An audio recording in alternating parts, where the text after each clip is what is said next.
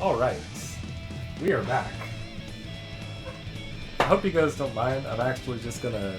I got me a little snack. I didn't have enough time to really do much. I just had to walk the dogs and kind of get straight back. So I got me a little snack. I had me some Reese's while we're waiting for people to trickle in. In the meantime, if you want to grab yourself a snack, a drink, whatever may please you in the moment, now's a good time.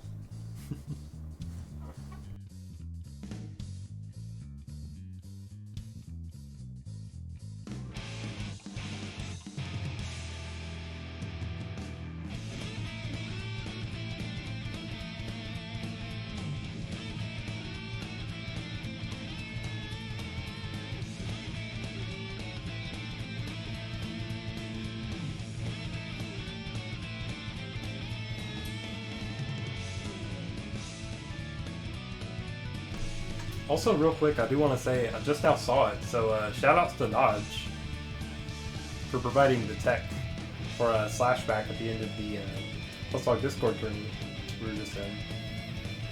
Naj says you can kind of like mash slashback OS, or like you just hold a button or hold slash and double finger tap with H when you're teching. If you time it right, you can get a slashback frame 1 after an air tech. And it'll auto throw air tech resets, and if you delay it, you can even slash back their tech traps. So that's definitely really solid advice. So shout out to Naj for providing that information. If you guys missed it, we just now wrapped up. Naj and I were both in grand finals for the Plus R Discord tournament, the Open NA and EU tournament this week, and it was a lot of fun. Naj took it 3-1 over me, I was coming from losers, they were winners, so they just had to win one 3 out of 5 set, and they took it 3-1. At this point, we are just going to be chilling for just a moment, waiting for some people to trickle in. For this segment, since it is more of an educational, I kind of, I try to be one of those cool teachers that gives people a few minutes to arrive to class late. So we're just going to chill for a moment and make sure we get a couple people in here. We are going to, I guess I can go ahead and just give you guys a little preview. If you're here, you've probably seen the tweet, or you may have heard me talking about it on the Plus R Discord tournament, during the Plus R Discord tournament, the stream that we had for that. Just talking about tonight's topic, we're going to be talking about bursts, and one of the more requested things that people ask, like I've had a lot of people ask me this in Metafy sessions, just during casuals, people DM me on Twitter. One question that I get often is people like when I bait burst, and they want to know, it's like, how are you able to get these burst baits? Like, how do you make these kind of reads? How do you improve at making something like that isn't just like an execution issue or something, like it's more on the mental side of things. So we're going to be digging into some of the hard mechanics, like some of the hard data for burst, just because it's necessary for explaining some of the concepts we're covering. But I really want this to be more about more of a mental type of session, which these are my favorite type to do by far. So we're just going to be digging into that here. I guess we'll give people a couple more minutes. I'm going to have me another Reese cup because I'm still hungry and they're delicious. So bear with me 1 second while I get a snack out of the way here.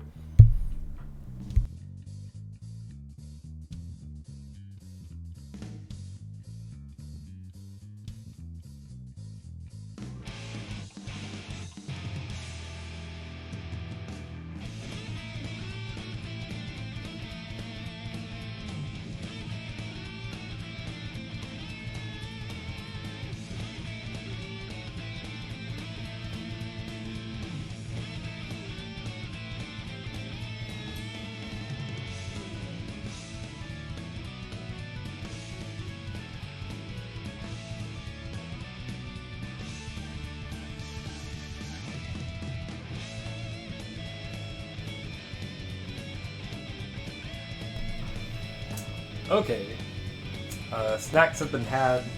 Sips have been had. Sips of delicious coffee. The one I made earlier was good, but I'm a coffee person at heart. Iced coffee all day. But at this point, I think we've got a few people in here, so we can go ahead and at least get started. So just to kind of continue what I was just now saying, for this session, we're looking at bursts. We're going to be covering some of the hard data for bursts, as far as, some of the frame data, some of the specifics of them, things that you need to know. And then we're going to be talking about how that is applied in actual matches, like how those things come into play. And ultimately, try to help you guys improve with, or at least kind of become familiar with, the concepts for what is a good burst versus a bad burst, when to not burst, how to kind of get better at reading bursts. That's all stuff that we're going to be kind of looking at in tonight's session. Which, one thing that you'll notice, one thing that I have been wanting to improve on for these pit sessions, when I first launched them, I thought, I just want them to be kind of like an open conversation, like a back and forth, kind of like how you do when answering questions or discussing topics during Metafy sessions. While that format works really well for those one-on-one, like phone call type of conversations that I do for Metafys, it doesn't seem to translate as well into a like teacher classroom kind of format, like a presentation kind of format. So I learned that after doing a session or two and just kind of mostly, like the first session that I did was like mostly just off the cuff. Like I just went in with some general ideas on the states of play, talked about those. Looking back, I feel it was not quite as well organized. Like I feel like it could have been a little bit more clear in the information it was providing. So I worked on that and decided to kind of focus on something that's more strictly technical, or almost completely strictly technical. The last segment that we did was talking about anti-airs, how they work, how 6Ps are like a universal anti-air in this game, and how that works by them having smaller hurt boxes. We gave some examples of how they could be used in as like ground-based footsies even because of that. But that was more of like looking at a specific thing, a specific like feature of the game, and being a little bit more technical. Well, I had asked in a poll on my Twitter just yesterday, I'd asked, hey, do you guys prefer the more technical things, or do you want to see the more like mental, like psychological aspects, or maybe the more abstract concepts, stuff like that? And overwhelmingly, it was like 21%. People definitely want to see the mental stuff more, which is cool because that's the stuff that I really like discussing. Hello, Lynn. How you doing? But yeah, so what I decided to do for this one is I wanted to pick something, again, that was something that's popularly requested, and also something that is that kind of goes into more of like the mental stuff like that. But a big difference for this session and those other two is I actually took a lot more time to prep on this one. I wrote, like you're going to see me looking down at my phone, and I'm absolutely reading from a script because I wrote a lot of it out ahead of time to try to kind of make it a little bit easier, a little bit more digestible as far as the knowledge itself. Because that's the real goal here, is for you guys to learn. I want to help you guys improve your game, and that's going to be what we're really aiming for. So let me first get this started and say, so pretty much, I guess we can take a look at burst itself, right? Let's go ahead and hop into training mode. And I believe I've already got my buttons configured. Due to the way that my button config is on my stick, I usually have to reassign it when I go into training mode to get everything to fit right. I think for this, let's just do, it doesn't really matter, let's do random select, easy. Alright, that's good pick. Good background too, good stage. Okay, so just to get some of the basics out of the way, burst is your gauge under your life bar that says burst spelled out.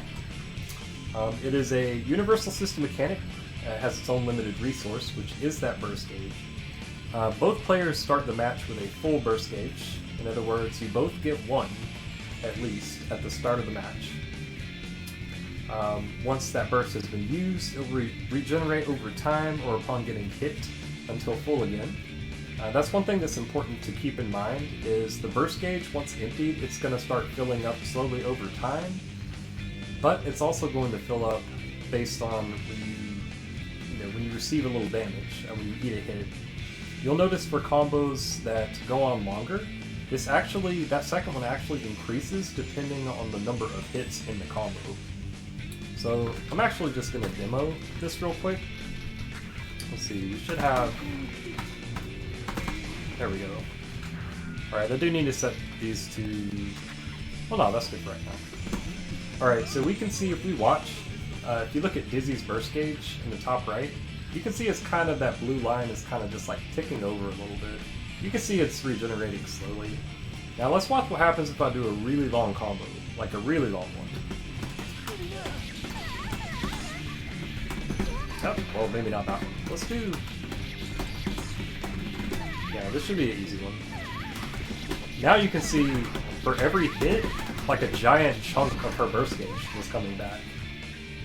It starts off like, just being a little bit more, like earlier in the combo, it's regenerating just a little bit faster than it naturally is over time. But for combos that have a high number of hits, it really starts to generate a lot. The reason for that's actually one of the anti-infinite mechanics in this game. As you guys may know, there are a couple of characters that do have infinites.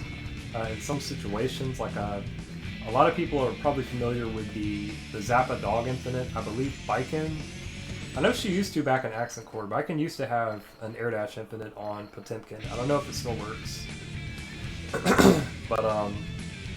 But yeah, even if you're in a situation like that, eventually you will get your burst built back, and then you will have an option. So that's why infinites are like... There's a couple of characters that have infinites, but they mostly don't matter. You'd have to work in like resets or something. You can't have true ones without them being able to escape at some point.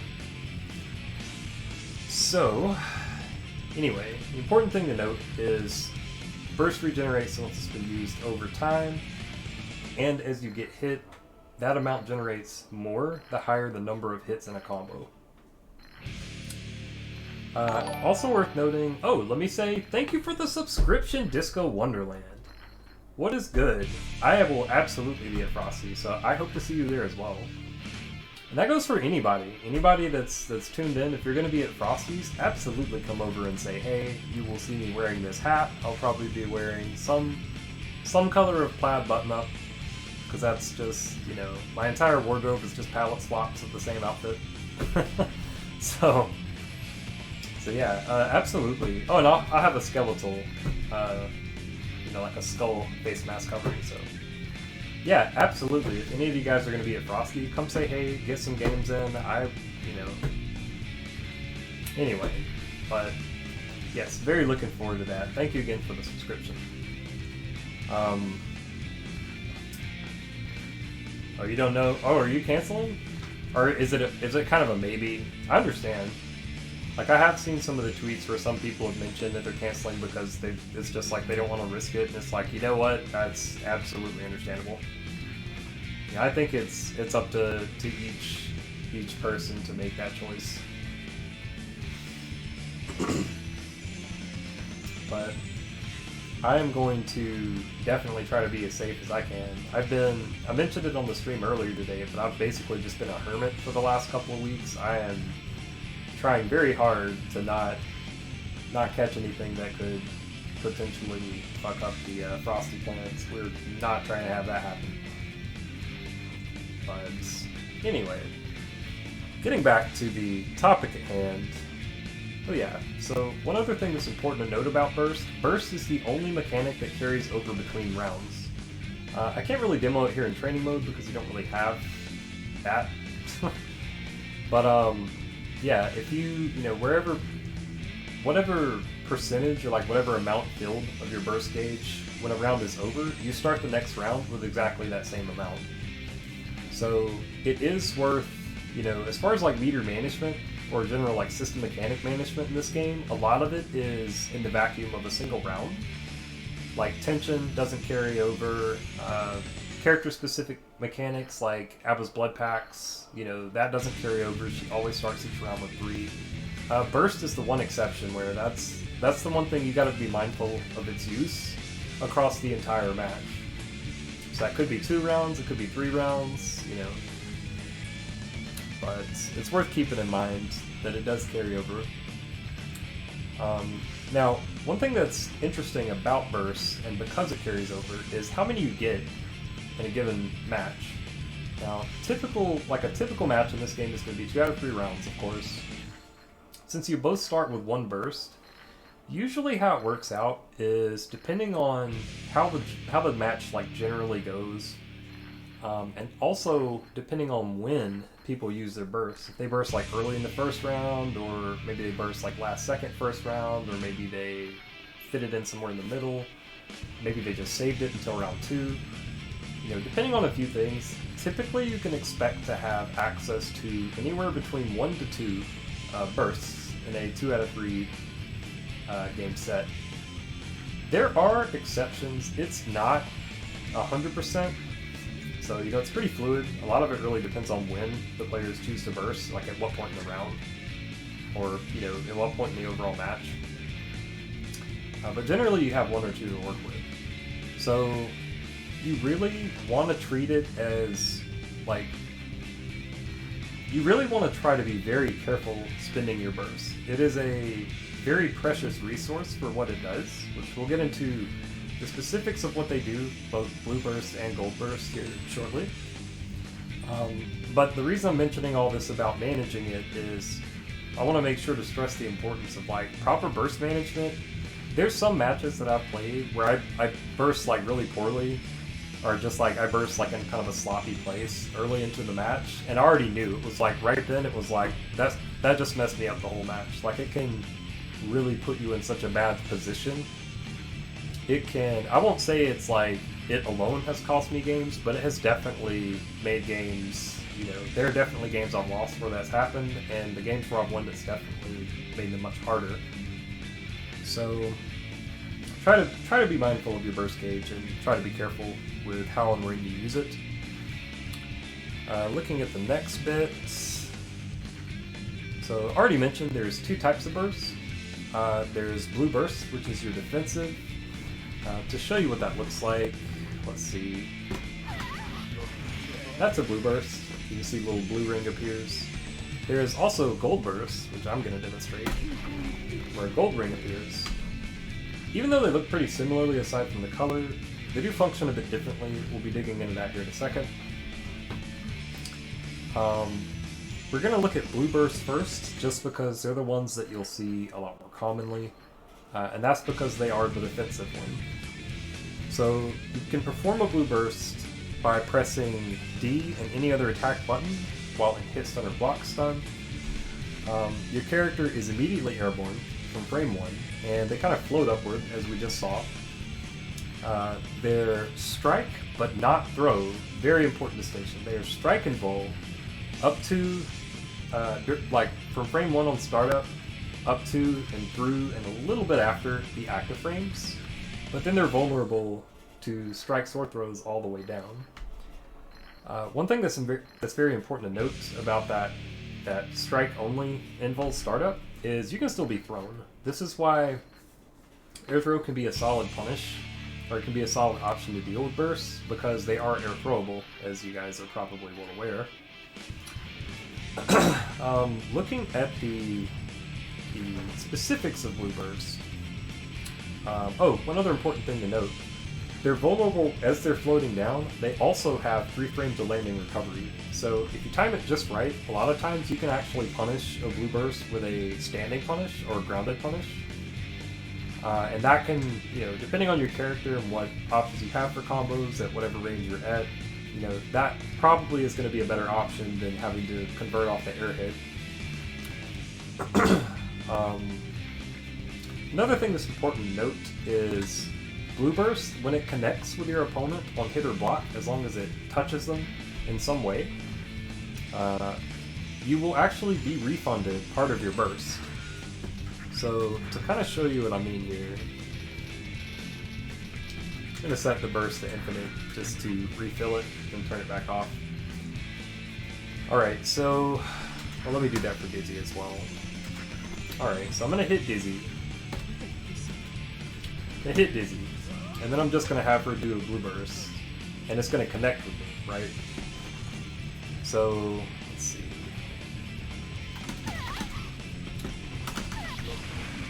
I just baited it.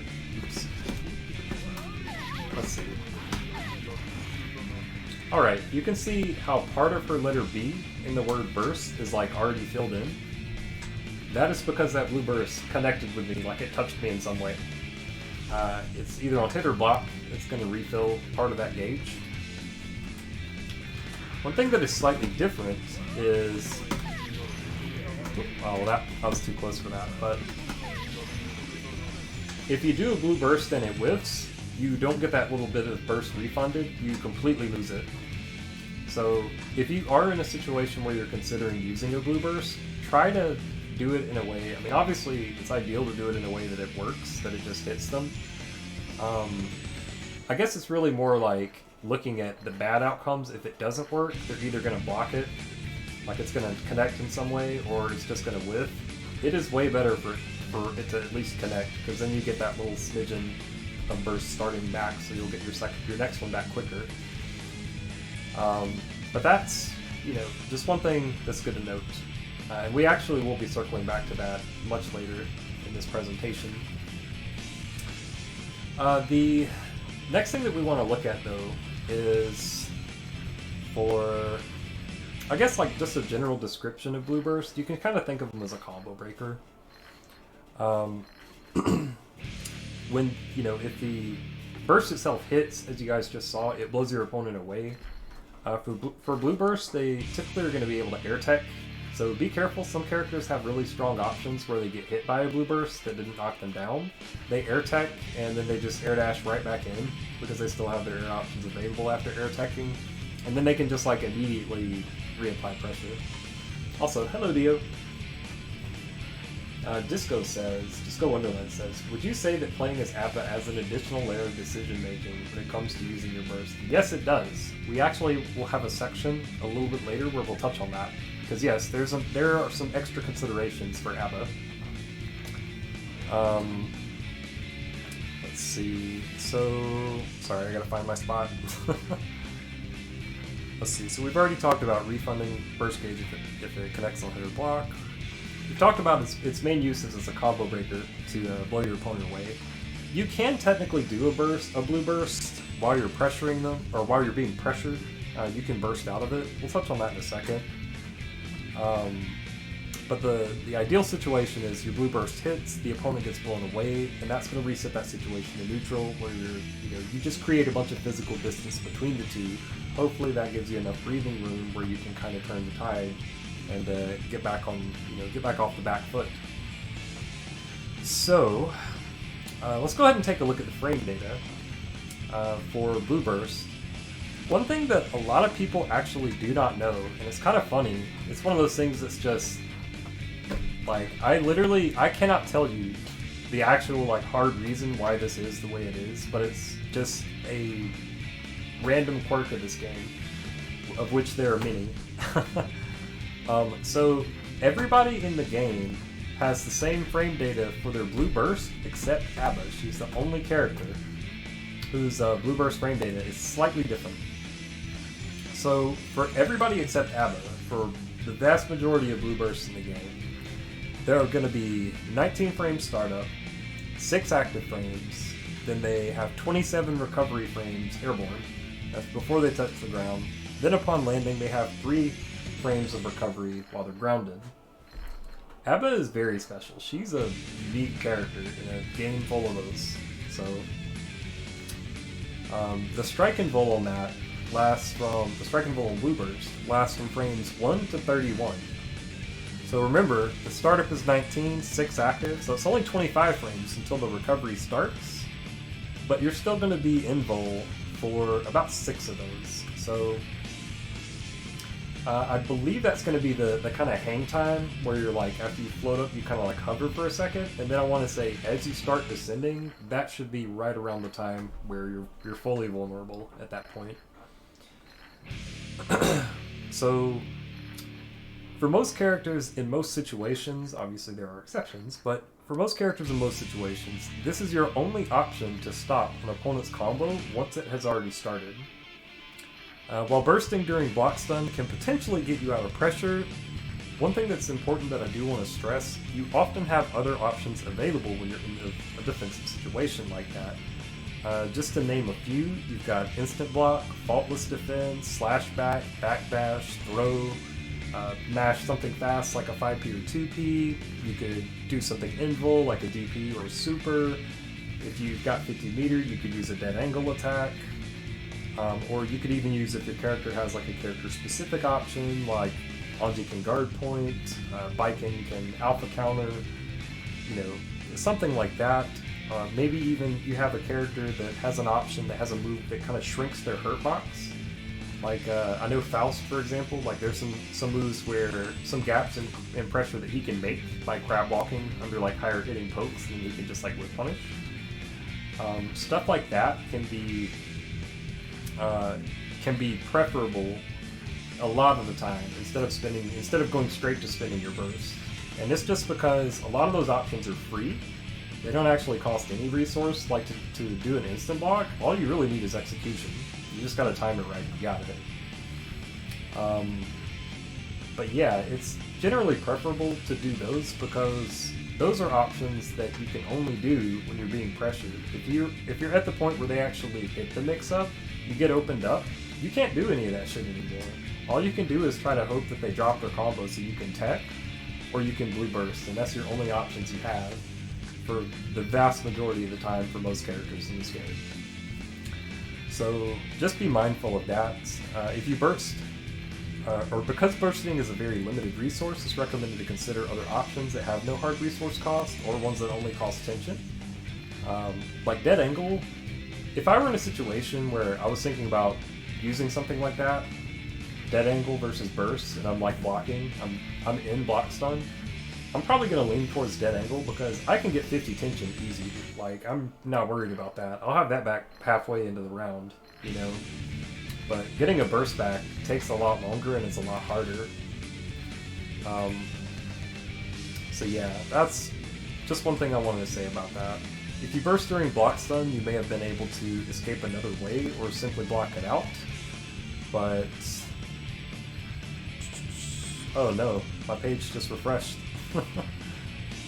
So...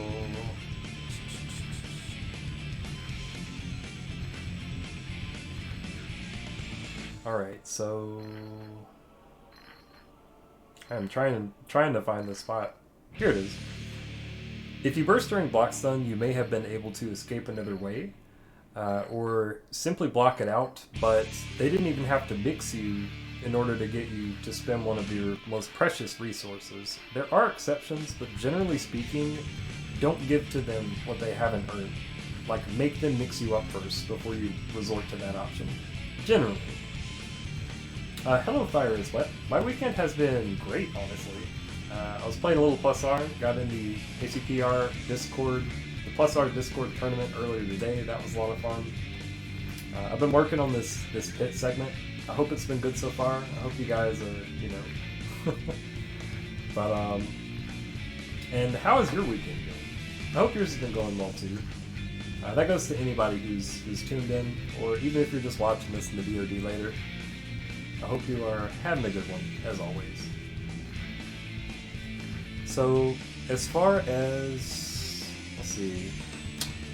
so, as far as the speed of burst, so at 19 frames startup, blue bursts are going to be a little quicker than many overheads, but opponents that are looking for them may not be able to react. Or they may be able to react. In other words, it's like, think of them as like, if you can react to a fast overhead, that's about the same amount of time that a burst is going to come out in. Because of that, people who are, especially people that are like looking for it at certain points, like when I'm doing certain ABBA combos, like let's say I get a punish where I'm just like, you know, I might try to just wait after that close slash, because I know a lot of people like to burst 2 hits in. But essentially, you know, if the person who's on the offense is kind of looking for it, it especially can make it a little easier to react to. And because all the bursts have a unique animation, and because you literally see your opponent start to float, you know, they're fast, but the animation's pretty obvious, and people looking for it can definitely kind of react and do something that baits your burst or just beats it. So there's a couple of different ways that this can happen, a couple of different scenarios where a burst can fail to work. One is going to be if they passively bait it. Now, passively baiting it, and keep in mind none of this is like official terminology, this is just me describing things. Passively baiting it, when I say that, that's when they're doing a truly burst safe route. They're doing something that, you know, they're not really actively looking for it, but they selected to do a combo route that they know, okay, well, if they burst this, like any point in this combo, it's just going to be, you know, it's going to whiff, or I'm going to arbor it, or guard point it, or whatever. But that's not them really, like, you know, in a moment looking for it, which would be actively baiting it. If they actively bait it, that would be if they do something that's more drastic, like they drop their combo entirely to just like stop and wait for you to do it and block. Or Abba can do this with like there's a lot of times where she can just drop a combo and then just like hesitate Danzai. And if they tried to burst right there, like it's a really great hard call out, because if you get it, it's free, you know, a total free reset into another big full damage combo. Danzai starter, you know. Danzai isn't the most amazing starter in the world, but you can absolutely get respectable damage off that, so. That's the classic. Oh, I didn't drop this combo, that was a burst bait. I do that often. So, anyway. So yeah, so there's actively baiting it. Some other examples of hard callouts would be they stop their combo and then like wait and then backdash to backdash through it. They might be doing something like they go for a jump cancel where they normally wouldn't in the combo. Like, I'm not talking about choosing different routes. I'm talking about like they actively, you know, they did something that like risked, that either required them to or at least risked them dropping the combo. The other way is where they didn't really actively or passively bait it. The third way is going to be you just picked a bad time to burst. What that means is that, for example, if you're bursting at a point in a combo that is burst safe, that is pure knowledge check. If it's, you know, if it's a situation where it's like if Anji does Fujin and he's got meter to do the guard point overhead follow-up, you shouldn't burst after he hits you with Fujin, because he can just clobber you, you know. He doesn't have to hard bait that or do really anything. He just kind of, you know, that's another example too. Could be like if it's a spacing issue, which this is one I can actually demonstrate. Let's take a look at butt loops in the corner, right? A lot of Abbo's combo starters have something that like ground bounces to about this height. You'll notice that's kind of a common theme. This ground bounces. We got like the flip kick. If the flip kick hits, that will ground bounce. A lot of her combo starters kind of work that same way. In the corner, you can get free loops off this with close slash 2 slash butt. The common mistake I see is people will burst up there, and you can see that wasn't really me baiting it or anything. That was just a case of, you know, don't burst when you're that high up in the air. So, talking about, yeah, generally as far as like the situations where you do want to be careful, or well, one important distinction as well about whether it's, you know, a question of did they passively bait the burst or did you just choose a poor spot to burst. I think that the best distinction for that is going to be if you burst at a point in the combo that is burst safe, but the combo itself, like if you had burst somewhere else, you could have got out.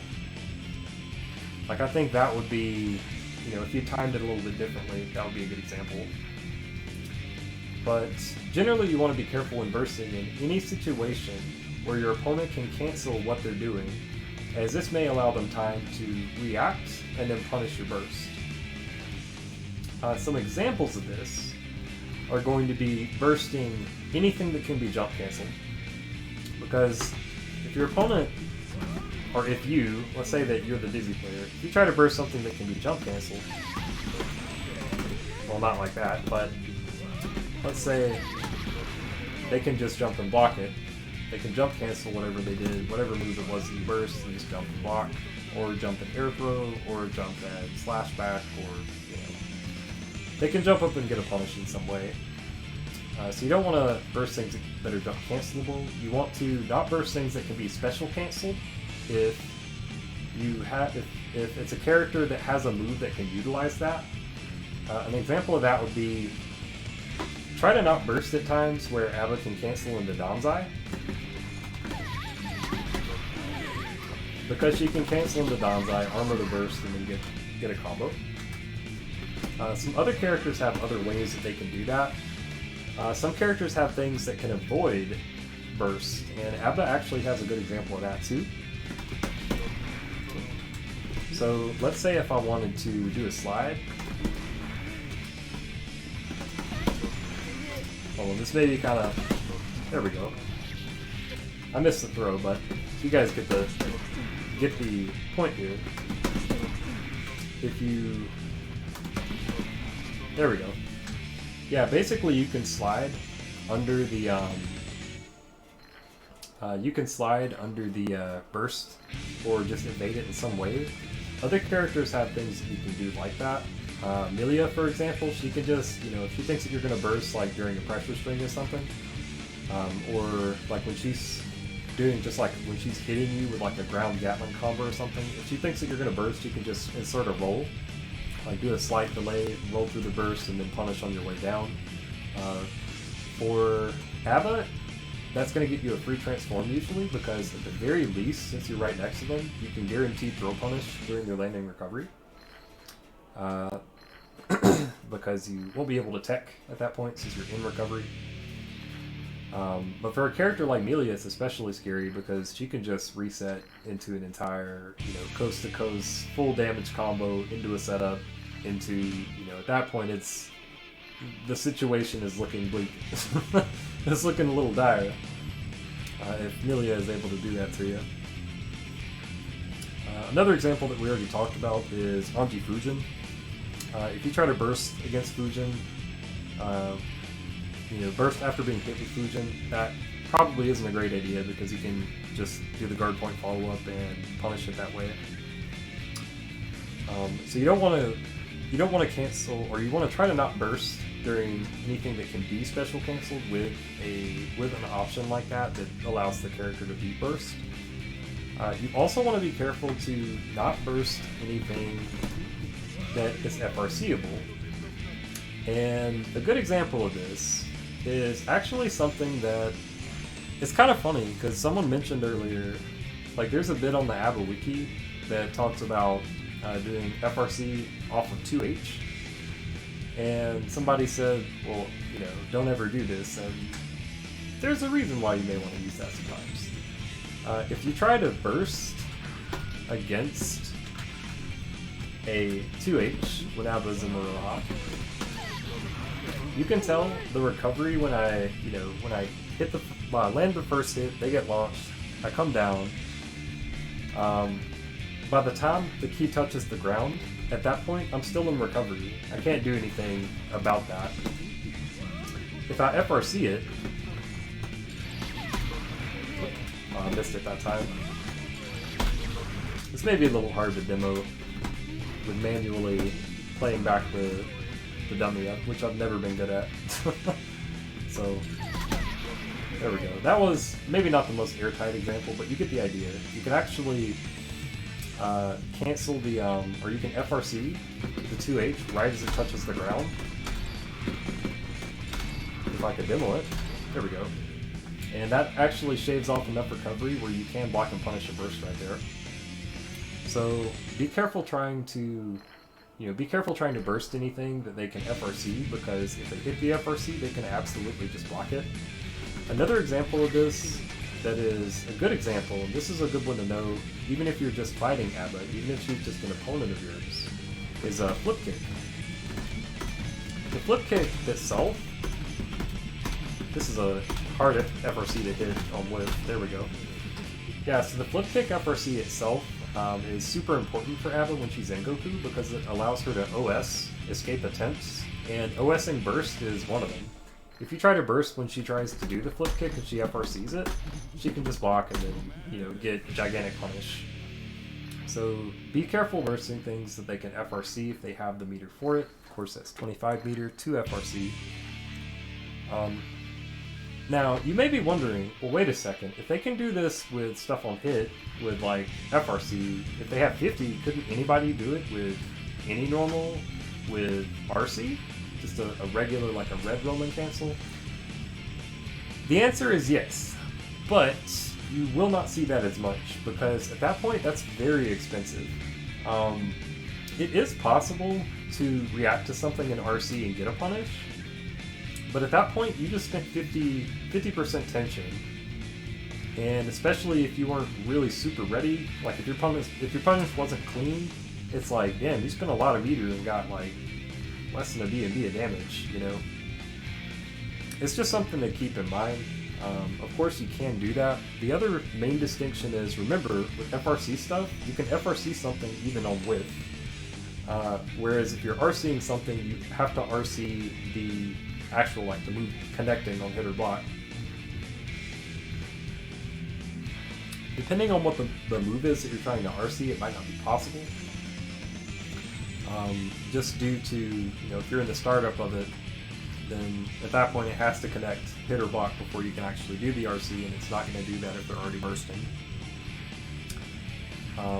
But aside from that, we also want to look at, which it looks like I lost my spot again. Oh no. Okay, so... Okay. You also want to be careful bursting into anything that they can, where that has a Gatling option, where you can Gatling into something that will allow them to punish the burst. What did I lose? Oh, did I lose in the tournament today? Yeah, I lost to Naj. Naj played like super clean. We got to grand finals. Naj actually put me in losers from winners finals, and then they double jeopardied me at the end. But anyway, so looking at the next section, we're talking about when you Gatling into something, you got to be careful with some characters' Gatling options, because they can Gatling into things that ultimately make burst not work.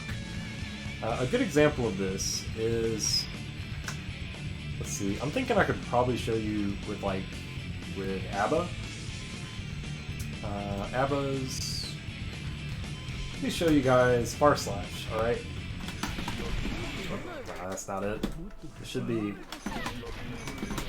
there we go. So even though I connected with the Far Slash, that's the hit that they burst, but because I was able to Gatling into 2D, I was able to kind of make it so, okay, well if they burst here, then, it's just going to whiff, and then I can punish on their way down. If they don't burst, Far Slash into 2D combos, and if I'm near the corner or on some characters, it's a little character specific, but sometimes I might even be able to get a couple Rekka loops off that. If the 2D hits, I can just go straight into Rekkas. So that's just an option of a Gatling scenario, where you can sometimes Gatling into something that will make the burst whiff, or your opponent can, so be on the lookout for that. The other situation, and the last thing, is bursting versus anything that will recover before the burst is active. And this is basically saying, you know, all these things that we've looked at so far, all these like not very good spots to burst, these are all cancels. If whatever they're doing that hits you, if you burst that move and they recover before the burst, you know, before the burst goes active, then they didn't have to cancel anything. They just can let the move just like stop, and then they can just block and then punish you. A good example for that for Abba is going to be 5k. So for 5k, especially in Goku Maroha, very fast, and you can tell it recovers quickly. So if I were to do... I accidentally recorded. There we go. Alright. So if I were to do something like... Let's see. You can tell I was just mashing 5k and holding down back. Even though she burst like a couple 5ks in, the next one is so fast for the entire animation, it actually whiffed and then recovered, and then I was able to just block. So be careful bursting against moves that, you know, where it's possible they may recover, and just be able to block and punish your burst that way.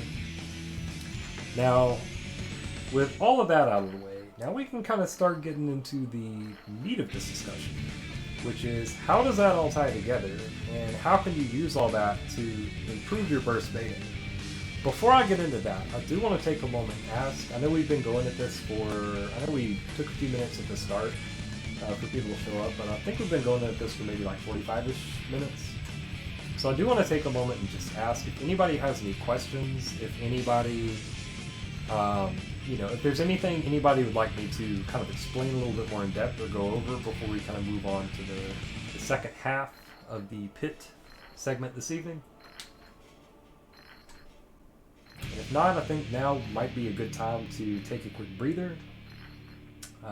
When we come back, which of course if you do have any questions, if you just want to think on any, and just present those.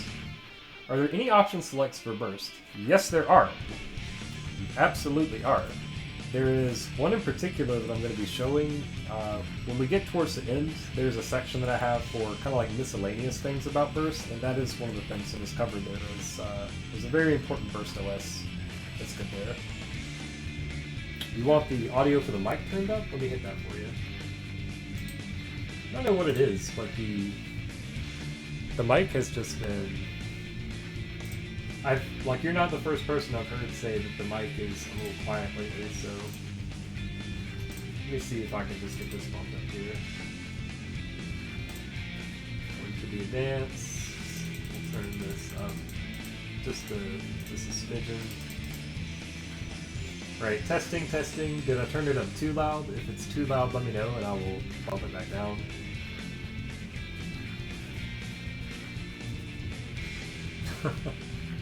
But yeah, testing, mic check, 1, 2. Volume sound good? If it is, let me know. If not, I can still fiddle with it a little bit. We'll just go ahead and leave it as is. But yeah, I appreciate the feedback on the volume as well. If there's ever, oh, you want it up a little bit more? Yeah, I can still turn it up a little bit more. Alright, let's bump it up just a little bit. Alright, how's about this? Is this better? Is it like better but not enough? Or are we good? Are we all Gucci? This got it. Alright, sick. Thank you. Thank you very much for the feedback on the mic stuff. Always try to deliver a quality presentation. So if my audio sucks, please let me know. But yeah, so looking at a couple of the questions. So, let's see. Are there any option selects in burst? There are. We're going to look at a really important one later. Let's see. Mistafina. That's a great name. Can Goldbergs be comboed off of with any character? It can, but sometimes it's pretty hard. Like, technically speaking, it is possible. Like, there's no hard limitation that says, like, oh, this character can't do it. The question of, if you have something that will allow you to do it is another question. Like that's another matter. A really easy example of this is let's take a look at Testament. Testament actually has one of the better examples, which I can attempt to show you guys this. Here, I guess we can just hop into the character select for a moment. Uh-oh, the rise of skeletal minion Testament. Watch out. Absolutely not. But yeah, just to kind of show an example, let's say if I get some trees, and then let's say if I do a mop to put up a super tree, like right here. Let's say that I gold burst. Well, I guess it'd have to be counter hit gold burst for him to not be able to tech it. But you get the idea. Here, let me actually just put force counter hits on, and we can make it that way. It's been so long since I've... No, that's not counter hit. It's I guess I'd have to set it for the dummy. You have to forgive me. It's been so long since I've been in training mode. I can't remember some of the settings.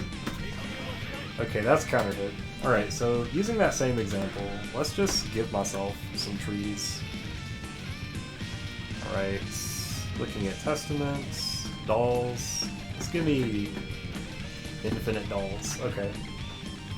So let's say if Testament has, let's say he either hit you with Mop, Master of Puppets, which is the little forward key stab that we just saw, or if he hits you with his air grab, you'll notice in the bottom left corner, he gets these little voodoo dolls, and those power up his trees and his webs.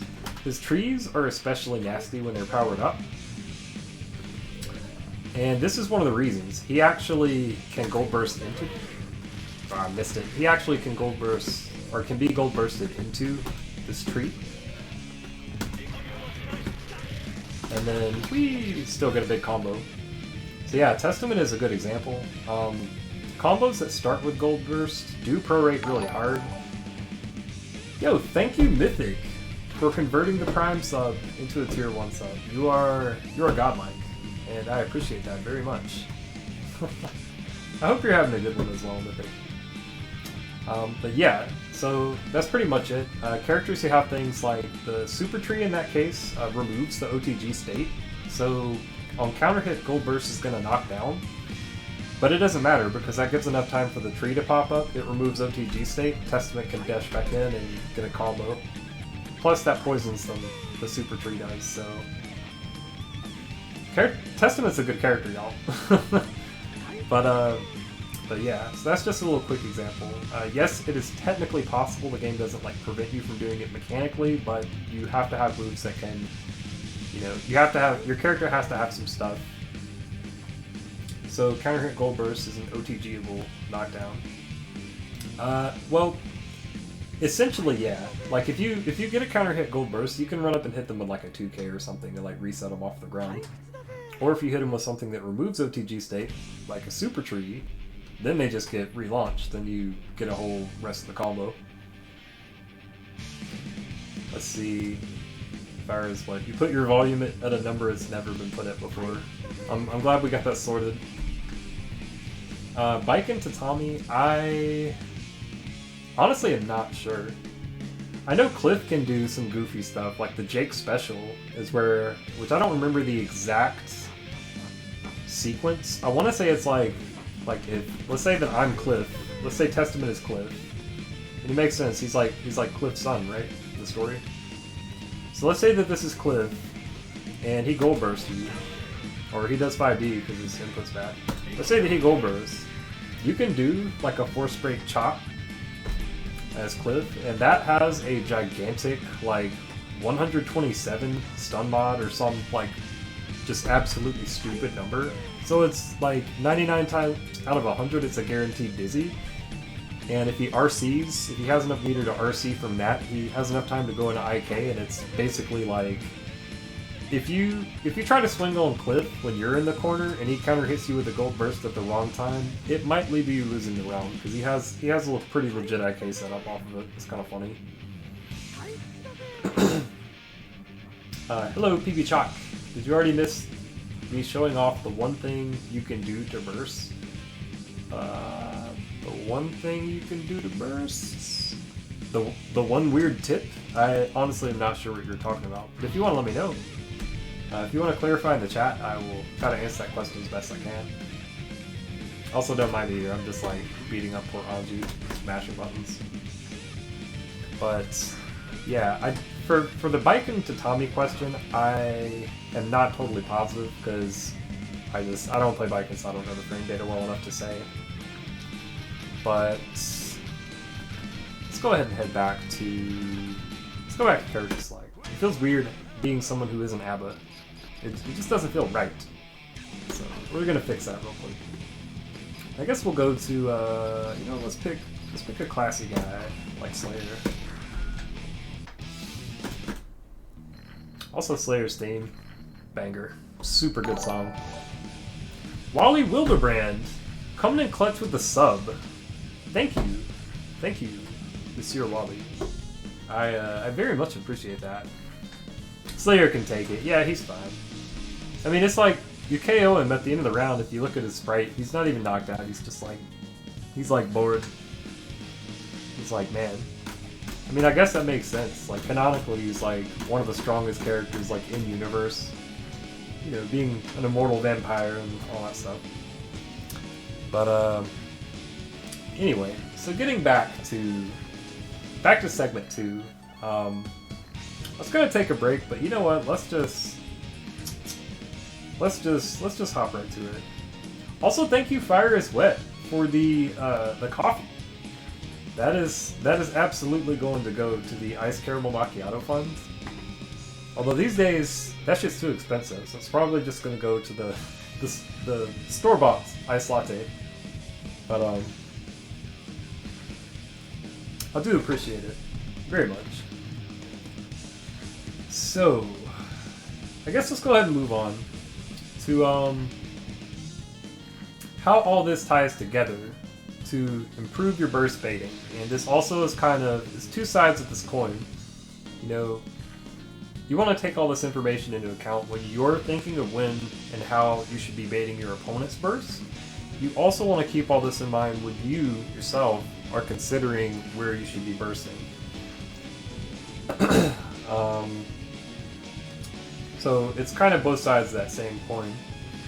How all this ties together and how you can use it to improve your burst baiting. By reflecting on how burst functions and its limitations, we can logically deduce places where opponents may be more likely to burst.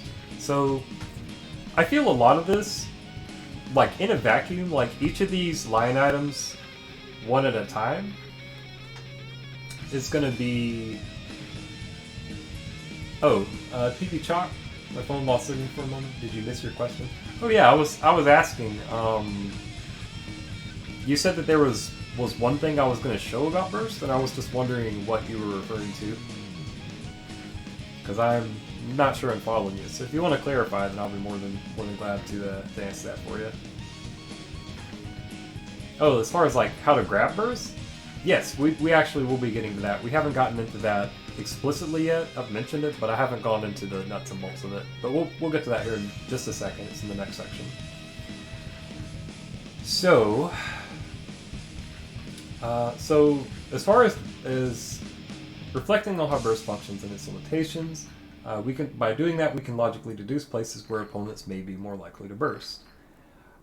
Each of these things kind of in a vacuum, like a lot of this honestly is going to sound like common sense. It's about tying them together and really trying to keep a conscious, like, it's one of those things that you don't just want to know, like you want to consider some of this during the match, like actively. You want to keep it in mind. So a really obvious one, you both have access to burst at round start. I mean, it goes without saying, but you know, you definitely don't want to go for like something that's going to hit at round start. You hit them and then they burst and immediately, you know, put you on the back foot or immediately like blow you away. You just want to consider it's like, you know, they can definitely do it at any point from the jump. With rare exceptions, they'll only get 1 to 2 bursts for the entire match. An important thing to note, if they want a chance at that second burst, usually, but not always, how this works out, you kind of want to burst earlier in the match in order to allow enough time for you to get a second one. Now, obviously this can vary widely between, not just different matchups and how they tend to go, but even amongst different games between the same two characters. Like even across different matches, it'll look very different. You might have a round, or you might have a match that goes 2 rounds. You might have a match that goes 3 rounds. You might have a match where, it's a series of like shorter, like lower number of hit combos that just do really big damage. That might actually prevent them, and let's say that they burst like a little late in round 1, they might not even get a second burst because it may take too long to come back. All that's kind of stuff you want to consider. So they usually are everyone starts with the burst. You're probably going to have only 1 or 2. If you want a shot at a second one, you do kind of have to use that first burst a little sooner than later. You don't want to like hold off and save it the whole first round, because then it's not impossible, but it's a lot harder to get 2 bursts in the same round. So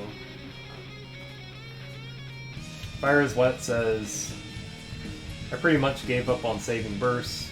I just pop off on the first clean Gatling they're about to get. I mean, well, we'll get into that too, as far as like which points in a combo or when you should burst. So another thing to consider is, in terms of avoiding damage, it looks like we're going to actually be talking about that right now. In terms of avoiding damage, it makes more sense to burst earlier in the combo than later. This is simply just looking at how much damage you will potentially avoid if your burst is successful. The earlier you burst, the less of the combo you're actually going to take, like the less of the combo's damage you're actually going to receive, the less number of hits will have actually connected by the time your burst works.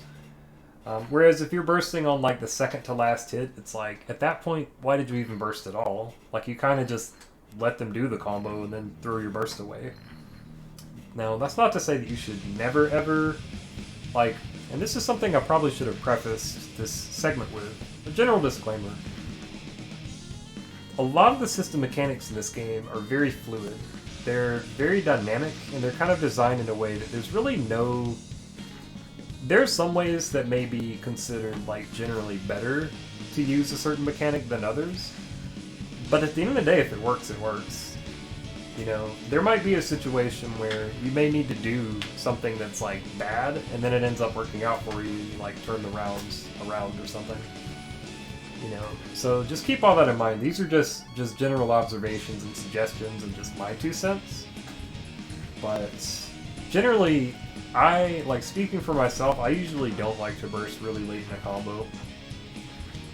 In most situations. There is an exception for ABBA only that we'll get to here in a bit. But if you burst too late into a combo, it may not even really have been worth it, because you just let them get most of the damage that they would have got if you just held it. Another thing that's worth noting, as burst can be a last resort to prevent a player from losing a round entirely, you'll notice, and I'm sure that you guys, because this is pretty common, a lot of times you'll see people save up their burst until it's the last resort. They'll save it up, this is for people who burst late in round 1. They'll save it up until they get hit with a starter that would otherwise be the game losing combo for them, and that's when they'll really start to consider burst. And then it's really starting to consider, at that point they're really focusing on which burst in this combo should I hit, or which hit in this combo should I try to burst, rather. I said it backwards. But yeah, Cali bursts and Domi bursts and all that, that's something else, but we'll get into that in a bit. But yeah, essentially, you'll notice that some people like to try to save it until they're about to lose the round. Sometimes, this is also one of those things that is very situational. Sometimes it can be worth it. There are certainly rounds that I've had where the chips have been down. I've been down to my last 5% HP, and I'll just let me just blue burst here, and then I'm able to run it back and turn it around. And it's it cost me my burst, but I was able to avoid losing the round. That being said, it is something you want to be very cautious about. You don't want to burst that way every time. You really don't want to burst any way described in or outside of this. You don't want to burst the same way all the time, ever, because then it's too predictable. But it's just definitely something to keep in mind if you are like kind of a late burster, where you kind of like to save it towards the end of the round, or if you notice that your opponent is playing that way, then just keep that in mind. It is a high risk option. You know, it's like you're essentially doubling down. You know, you're saying, you know what, I think that I should be winning this round, and I am going to bet my burst on it. If it works, cool. If it doesn't, now you're going into the next round with no burst, and at that point, if your burst gauge is either empty if it whiffed, or if it has only that starting little sliver because it connected on hit or block, at that point it's going to be kind of an uphill battle to even get it back by the end of that next round. So, you know, if you're 100% like dead sure about it, okay, but just be warned that it may put you in a bad position going into the next round, because then you will be starting without a burst. So, moving on. Alright. Oh, and also, another thing to note as well, and just the flip side of that, sometimes you'll notice that there's some people that are very cautious about bursting. You'll see some characters, or some people like that, where like you'll actually get them down to where it's like one more combo to win the round, or one more combo against them to win the round for them to lose the round. And you'll notice if they don't get like a really, really good, like, okay, this is definitely a non-burst safe spot in this combo where I can burst and get out. If they don't see a spot like that, they'll just hold it. They'll just like die with their burst. And that honestly is... characters or players who burst like that, that is generally a pretty decent sign in someone who, especially if they're an experienced player, they know that that's really like a preferable way to burst. If you're in a situation where you're not like totally sure, it's like this might work, you know, sometimes it really is better to just be like, oh well, I'll just cut my losses, take the L for this round, go into the next round with a full burst gauge, and then try to turn it around from there. You know, sometimes that can be the right move. So, and again, there is no right or wrong answer for any of this. It's all just options you gotta weigh, variables you gotta consider, things you want to take into account based on your opponent's playstyle, how the match has gone up to that point, what your and their burst gauges are both at currently. Just looking at the situational awareness of it, you know. So, another thing too is if it's the last round, the closer it is towards the end of the match, the more pressured, which we already kind of talked about this just now, but the closer it is towards the end of the match, the more pressured they may feel to use it in order to prevent from losing the whole match. This varies a little bit compared to what we were talking about like, should I use it or try to save it going in, you know, should I take the L for this round and just save my burst so I can go into the next round with a full burst gauge? You can't do that if it's the end of the match, obviously. So at that point, the pressure is really on, where it's like either you use it to try to get out or you're about to lose the game. At that point, you know, it kind of is like a similar scenario. It's just that people tend to be more inclined to try to spend it, more inclinated to try to spend it. If it's a case of, well, now they literally can't save it anymore. They need to at least try it or just, you know, just die. Sometimes you'll see that happen too. Like, if you've ever watched somebody in like the game-winning combo for an entire match, and you'll see somebody do a burst at a spot that is like definitely burst safe or something. Sometimes people will do that just to try to burst at a weird time. So it's not always necessarily going to be like a burst bait or something. It's really like you kind of know that you're already kind of fucked. So it's like, well, what should I do here? I guess I can try to like burst at a weird spot, and maybe they won't react appropriately and like block it or something. But sometimes that happens, where it's just like, you know, just try a burst because it's all you can do. Labrastar, with the Prime subscription, how are you doing, Labrastar? And let me say thank you. Thank you very much. I hope you guys are all having a good time and just enjoying the, absorbing the knowledge being dropped. But yeah, as far as the situation where it's like, do you die with your burst, or do you try to use it in a weird spot if there's not like an obvious place where you should be using it? Oh, you're doing good, and I am happy that you are happy to support this game. I'm here for you guys. If you guys are having a good time, I'm having a good time. Mythic with the expanding the galaxy brain. I am very glad that this has been a brain expanding experience for you. So, as far as that scenario where it's like, do I just die with my burst, or do I just gamble on it, even if the odds are really bad? Sometimes there is a little bit of Yomi there, and that's because as the attacker, that it also is going to be, well, they have to burst, or they have to at least try to burst, or they're going to lose. But if they don't burst, obviously the chance of the burst succeeding is 0 because they didn't use it. So it really becomes like there's a little bit of mind games there. It's like the person being comboed is like, well, should I just try to burst at a weird spot to try to, hopefully catch them off guard and get out? The person who's attacking, who's doing the combo, says, okay, I know that they know they have to at least try to burst somewhere. If they just let me do this combo, they're going to lose. The defender at that point might have Yomi a layer above that. They might say, I know that they think I need to, I know that they are aware I really need to try to burst, because if I'll just let this combo rock, I'm going to lose a round, or lose a match in this case.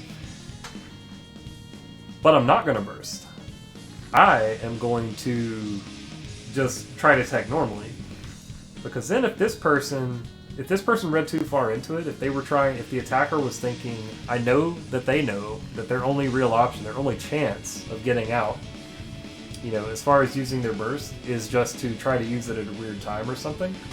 So I'm gonna do something that will try to bait this combo. Like, I'm gonna try to hard call it out. Let's say I'm playing Abba and it's like, you know what, I know they're gonna try to burst right here, so I'm just gonna like Danzai, right?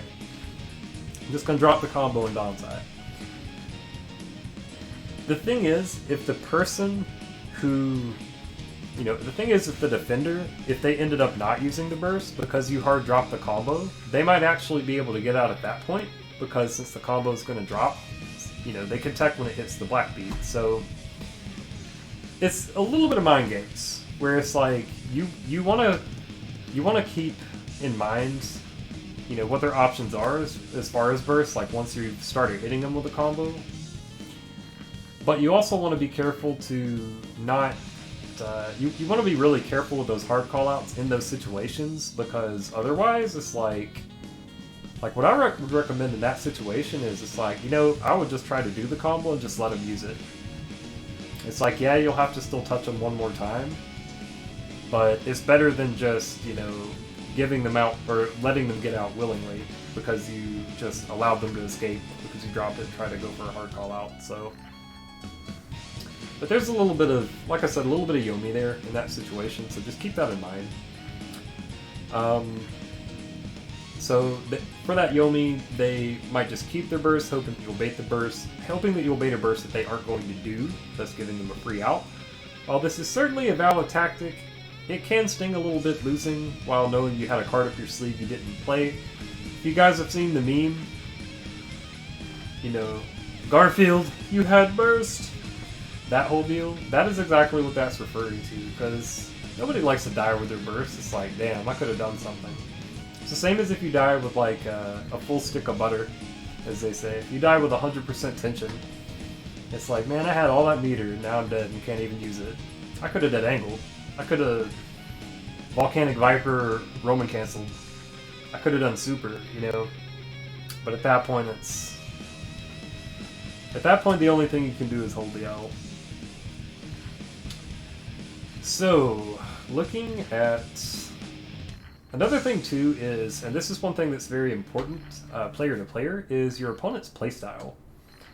So, you'll notice, and this is pretty obvious for anyone who has, if any of you guys have been playing Plus R for a little while, which I know a lot of you have at this point, you'll notice that different people have their own kind of habits as far as how, like, their own kind of, like, you know, like, some people who notice people that play really patiently, they might be totally fine with, like, just trying to block out. If their defense is really solid, they might just be fine with trying to block it out. And, just waiting and then trying to... Or you'll have people that really try to focus on using Goldburst. Because Goldburst is, you get to knock them, like, you get to blow them away, but if Goldburst lands, you get 100% tension. Some people like to, like, run up Goldburst at round start. Because that's, I mean, if it works, it's like, hey, that's a great way to start a match just with full meter. But, then you have some people that... Let's say you have some people that get, like, antsy on defense. Like, there's some people that as soon as you really start to apply the heavy pressure, they just kind of, like, panic burst. You'll notice that there's different, like, archetypes, kind of, like, different profiles as far as, like, how and when people burst. You've got those people we already talked about. Like, some people like to save it up until it's, like, last resort. Some people like to I'll just burst the first combo I get hit round one. First combo I get in, so that way I'll definitely have, I should, like, almost definitely have enough to get a second burst by the time the match is over. Probably, possibly even before the end of the round. If not, probably early round 2 is when we'll get that back. So that's all stuff to consider, is essentially looking at your opponent's habits.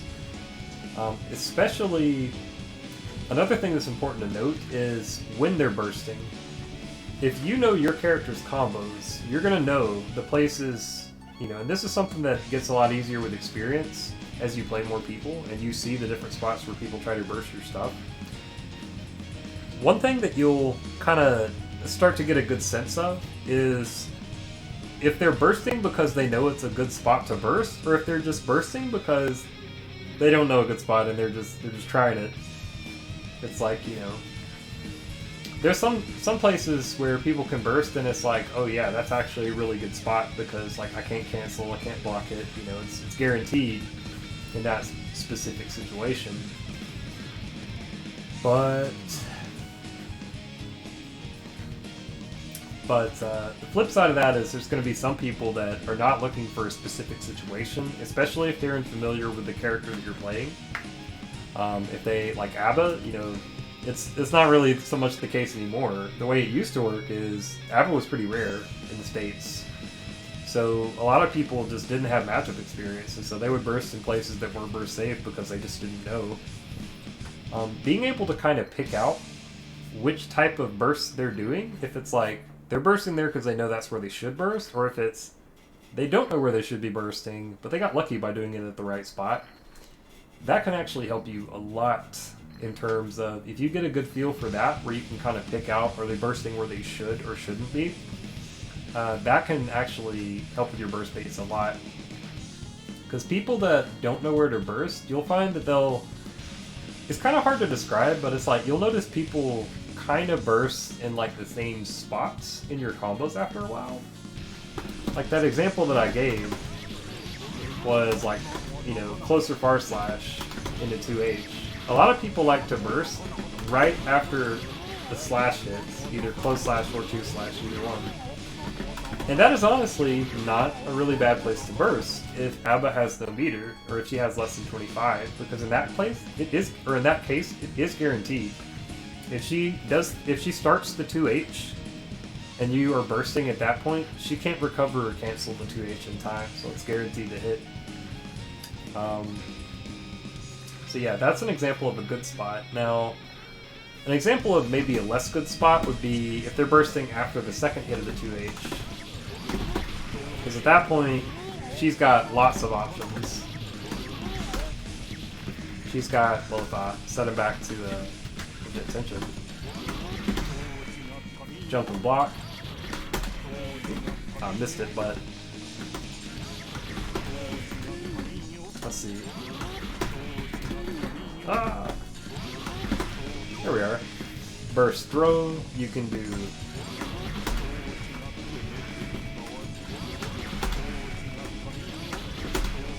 didn't mean to throw it.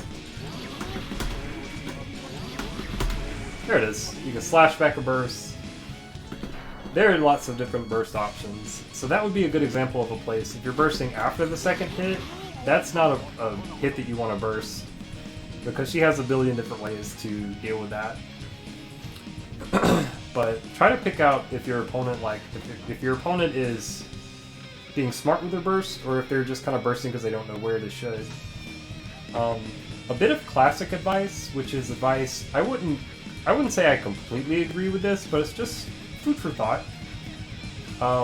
One piece of classic advice that I've heard for Plus R, or just the Guilty Gear series in general, if you're playing against an experienced player and you don't know where to burst, it may be a good idea to it may be better to just not burst at all. Because if you burst and your burst gets blocked, you get reset. At that point, you're taking 2 combos worth of damage instead of 1, and you just lost being able to have the threat of burst. You just lost, it's like they can just pressure you. That's one of your options that they don't have to worry about anymore until it's full. So if you're not sure of where to burst, if your bursts are just getting baited every time, it might be a good idea to just hold it and just try to look for try to pick out better spots. And if you don't see one, maybe just keep it on you until you do. So that's one thing that's like I said, I wouldn't say I completely agree with that. I think that even newer players fighting more experienced players, you gotta figure out where you shouldn't be bursting, and to do that you have to try to use it some. But if it's like an attorney setting or something, you're playing somebody that's good at baiting burst, it may be a better idea to just hold it. The other thing that you want to keep in mind is if they've already used a burst, will they be getting it back before your current combo ends? Now, the thing that you want to keep in mind for this, remember, the higher the number of hits in your combo, the faster, the bigger chunks of burst gauge they will regain with each hit they receive. So, for Abba, for example, if she's doing a combo that's super long, actually I can give you a great example. Let me turn off this, and I'm just going to show you guys, let's say that, Slayer bursts, and I start getting this big combo. If you watch his burst gauge and see, as it starts to get to, maybe 10, double-digit number of hits, you'll notice it'll start dramatically increasing how much of his burst gauge he's getting back. Alright, so he whiffs, well, let's actually try to get him to whiff a Bluebirds. So to do that, we're just gonna... Okay. So for this combo, I'm just gonna do... Now you can see how big... You can see with each hit towards the end, it was big, dramatic, entire chunks of his burst gauge were coming back. And you can see how that ended up. That combo was what, 20-something hits? 25 or 6, I didn't look. But just in doing that one combo, he burst just before we started that combo. And by the time we finished it, because it had so many hits, it's already half back. So, unfortunately, the way that this kind of affects... So you may be asking, well, how does this affect my character? How does this matter to me? Bottom line here, if you're a character whose B&Bs or whose combos tend to have a high number of hits, Abba and Goku is one, Testament could be another, especially if he's doing crazy stuff with trees and webs. A lot of times he can have combos that are more than 20 hits.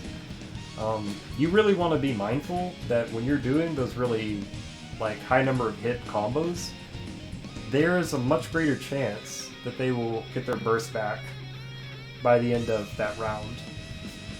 So the way that system kind of works, and again, that's part of that anti-infinite protection. That's one of those systems that this game has for that. Unfortunately, if you're a character that has combos that do a high number of hits, you can expect opponents to get more bursts more frequently if you're wanting to really maximize those combos and get those full number of hits. There are a couple of things that you can do, but I mean, at the end of the day, it's, go for a shorter combo if you don't want them to get it back quite as fast. But obviously, that may not be ideal.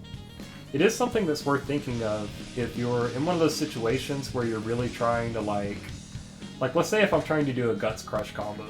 Let's say that Slayer is down to, Let me think of a good setup for this. Oh, hello Hana. How you doing? Also, Mythic says, you play against Danzai or Clock a lot and that happens to me so often. Which part? I'd have to go back and see. Stick of butter is my favorite slang. The butter stick. But anyway, let's set his burst to normal. We gotta set his life lower. That's what I was thinking of. Alright, so let's set his life down to like, I don't know, let's set it to like let's say 40 points, I think should be good. It's gonna be like right at like 20, 25, or no, that's because that's not an HP. That's like a weird. It slightly translates differently because a full life in training mode is 128, but everybody has 160 HP in this game, so it is gonna be slightly different. Let's go ahead and just set it to 460. So let's go ahead and set it to. That's too high. We may have to play around a little bit. The world of TSC let us set exact health values. I mean, I understand. This is kind of the bones of this training mode. Literally originated in like PS2 era.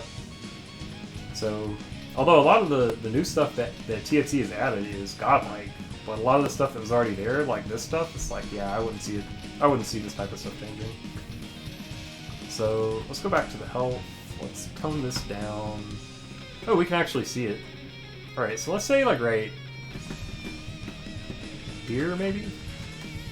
Alright, so let me give you guys a good example. If I'm doing like some sort of big damage combo in the corner.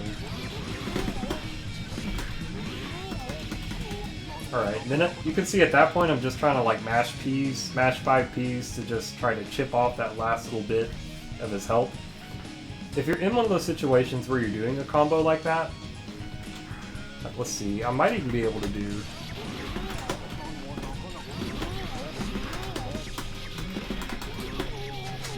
Okay, he's gonna have too much health for, or he's not gonna have enough health for that. Let's try maybe down here.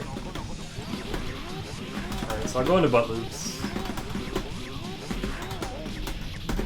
Perfect example. At that point, that would have killed him. But a question that I have to ask myself, if his burst is already used, watch how quick this shit comes back.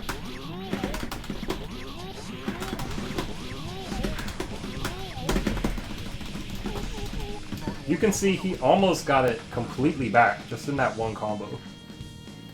So, another thing that's worth noting too is the amount that it automatically regenerates.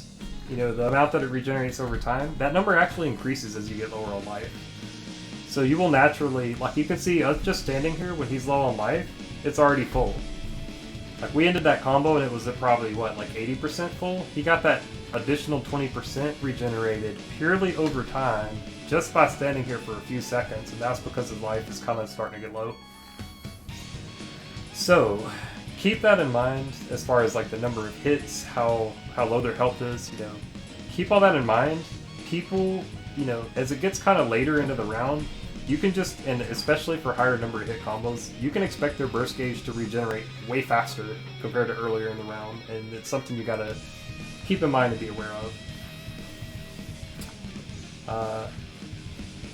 Oh yeah, the burst being thrown or blocked. Yeah, Danzai Clock has got good reads. A lot of ABBA players, like, I've seen a lot of ABBAs who have very solid reads for burst.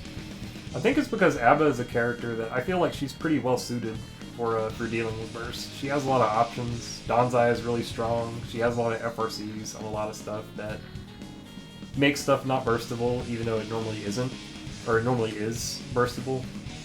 Good example is like if you FRC the second Rekka, you know, normally that is burstable, but if they FRC it in Goku, then they can just block it or punch the whip. Is there an ABBA player named Tony Danzai? There is. I don't remember who it is. I know like that name sounds familiar. I think I saw that somebody had that name in a tournament, but I couldn't remember who it is. But anyway. And yeah, for the HP, thank you for the correction, Hana. The HP I meant 460 HP Whereas I used to have 420 HP. Let's see. Oh, you didn't see or you forgot about burst numbers that are on the wiki. You're wondering if we had good information on the numbers, and we do. Yeah, we do. Yeah. That's actually a good point to make right now, like a good little side note, is remember, if you want like the hard numbers on any of this stuff, if you want to like, you know, just like, give me the frame data, I just want to see the this or that. The Dustloop Wiki is godlike. There are so many people that that absolutely work their asses off on it to make it an incredible resource. Plus R is one of those games I feel we are very fortunate as a community, and that getting knowledge for this game is fairly easy. It is fairly good to get. You know, it's fairly painless to get good quality info for this game between the wiki and the Discord. And also not having to sift through like 25 character discords, because Jesus Christ, what a nightmare that would be. But yeah, we just have like the plus R Discord, which is like the main like community Discord,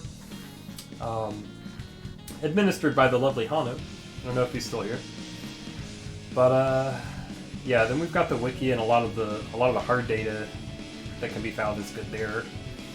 We've also got like hitboxes. I mean, we've got pretty solid chunk. I think honestly the place where the plus R wiki probably needs the most work is some of the matchups aren't filled out for some characters, but you know, it's a constant work in progress and stuff is added to it all the time. So if you're looking for that hard data, wiki's a good place to check.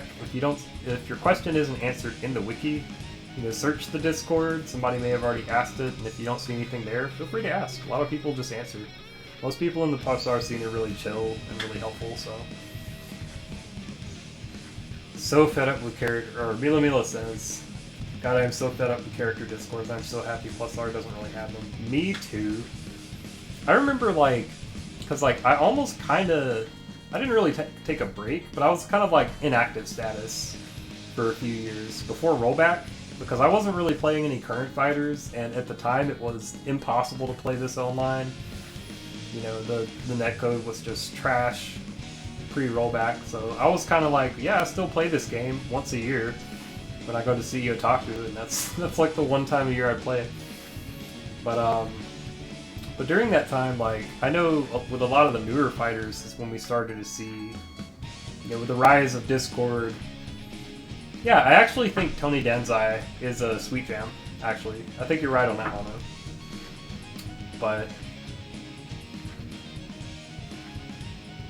yeah, it's those character discords are just a mess to navigate, and I'm really glad that I'm really glad that plus R kind of avoided that. Like, we really don't have that problem, which is really nice. And let's be real, I mean, this game has 25 characters in it. I'm not joining 25 servers. That's some garbage. that's too many damn servers. Sweet Jam and Exotic Jam are not the same person. They're two very special jams, but not the same. So I don't know who Jam OG-san or Dark Jam OG-san. Oh, I see. All jams are special. Everybody in plus R is special. Oh, Jam Oji-san was a godlike jam that preceded them. Oh, they're like the Jinpachi to Teresa being Heihachi of the jam scene. It's like Granddaddy's jam. And then I guess Ken-chan would be the Kazuya. Generations of jams. Woya account is my favorite. Ouya account though. Gotta watch out for them. But what do I think of a series called Beer and Gear? Oh, something like Guilty Beer? Guilty Beer, I remember we actually had Guilty Beer. I mean, it was obviously like not an official thing, but I remember back at Final Rounds, like, I can't remember which year it was. It was probably like Final Round 13 or 14, one of the earlier ones. You know, you could bring, like, somebody brought in a few bottled beers, and sat and chilled and had some guilty beer as we played in the one of the side rooms at the event venue. Played some guilty beer casuals. It was a fun time. There's a really good picture that I took that has Kugi and Sado playing. They're both like toasting in front. I'll have to see if I can find it at some point. But hello, Zappa. You can't just take the whole ass Zappa name. Damn, that's messed up. Yo, that'd be godlike though. Imagine like entering Street Fighter and just being Ryu. It's like, about to file the copyright infringement on all these other Ryu players. It's like, no, I am Ryu. We need COVID gone so we can get back to guilty beering. You are fucking right on that. COVID sucks. Quarantining, like this whole pandemic is trash, and I'm upset that the world has continued to be stupid about it and allowed it to continue and worsen. Apparently this is just how shit's gonna be these days, so at least for a long while, from the way it's looking. But anyway, there were a couple of other topics. I don't want to get too sidetracked. We can hop back to some other stuff here in a second. But the other thing I wanted to mention, and this is one thing that actually is super important, is because this is something that I see sometimes people. Somebody asked one time, what's the difference between, for what reasons would you want to block and punish a burst versus air throw a burst versus slash back a burst? And I have seen the answer to this be, so I've seen people say, oh, well, if they're slash backing or air throwing, they're just styling on you. The real answer is the only thing that they should do is just block and punish. Like, that's the, best answer. I think that is not exactly accurate. And the reason why is because, remember, there are slight differences in what happens depending on what happens with their burst. Looking at that situation we were looking at a second ago, for 2H and FRC, well, I guess we could just 2H. We don't even have to FRC. But, if we try to do a 2H, we can dump and block. Let me set this back to infinite burst for our good friend Slayer. Let's see, burst gauge, infinite, there we go. You know what, I'll give him some health back too. I'm not just gonna leave him sitting here hurting. Sitting here bleeding. Alright, so an example of a burst punish with block. You can see, I waited until he landed, got the 5k on the landing recovery. I just jumped and blocked, or jump canceled and blocked, landed, got the 5k, punished on the landing recovery, and then at that point, because he's already standing, I can just do whatever I want off 5k, it doesn't really matter. Your choice. Standing punishes are definitely a good option. Now, you may be wondering, okay, well that seems pretty good. Why might you want to air throw instead of that? Remember, Blue Burst is only going to have... Oh yeah, I gotta take this actually back off of infinite. Blue Burst is only going to have that refund if it hits.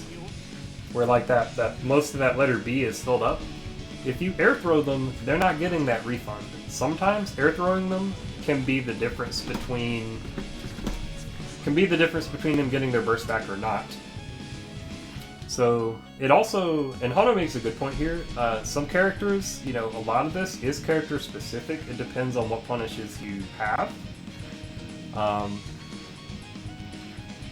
And also the positioning as well. If your punish options, if you're considering spending resource, do you have the resource to do the punish?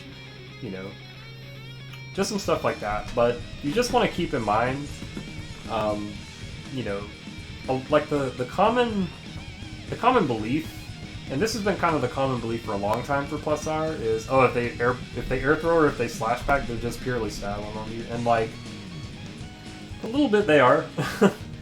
But remember, there may actually be strategic reasons behind that as well. They might be trying to, prevent you from getting your burst back quite as quickly.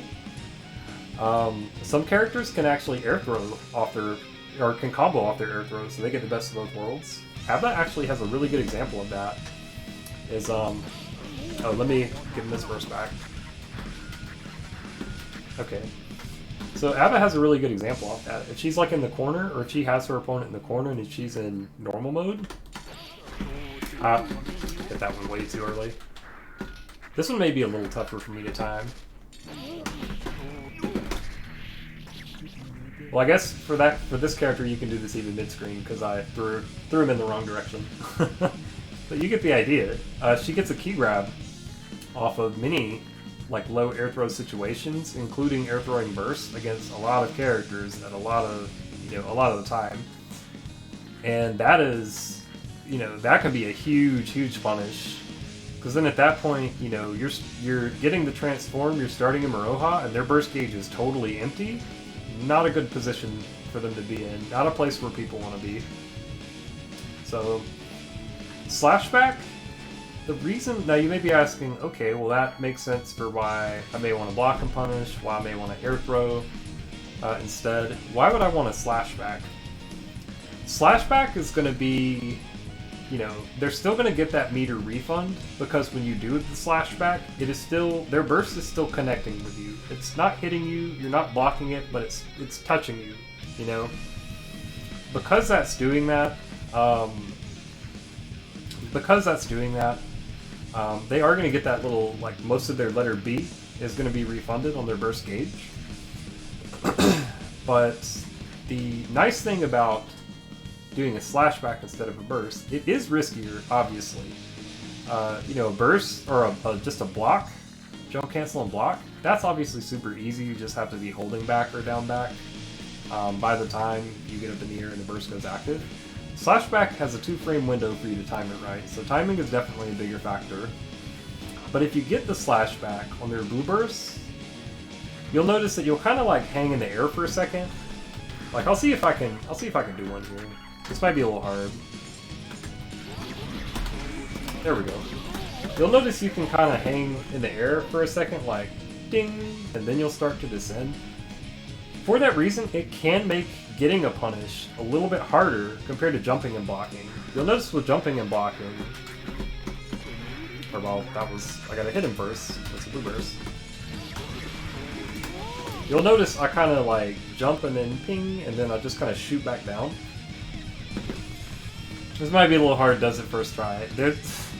Oh, you should have seen me trying to hit the 2H FRC. I missed it like 8 times in a row or something before I finally started to get it.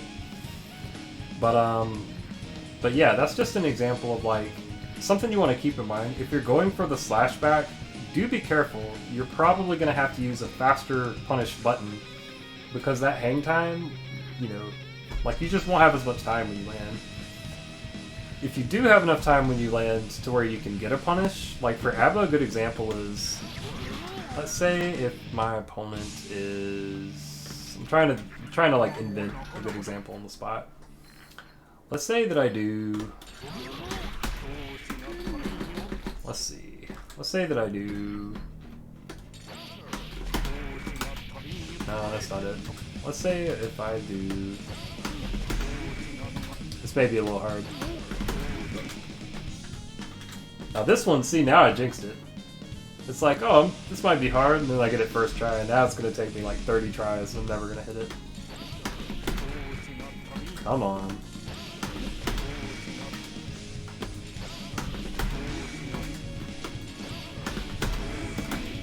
Oh, that would have been it. You can tell what I would have got in that situation is, well, you know what? Nah, fuck that. We're gonna run this back.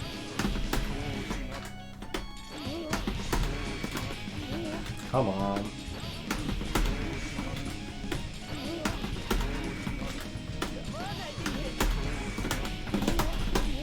There we go. What's great about that, I still get the same, or essentially the same, or a similar... Yes, the Slashback window is 2 frames. You either have to input it the frame before the move connects, or you have to input it on the exact frame where it touches you. So it is a very tightly timed window. If you get the Slashback, and you're able to get a punish like just now, that is actually true optimal punish, because then you're getting the full combo punish.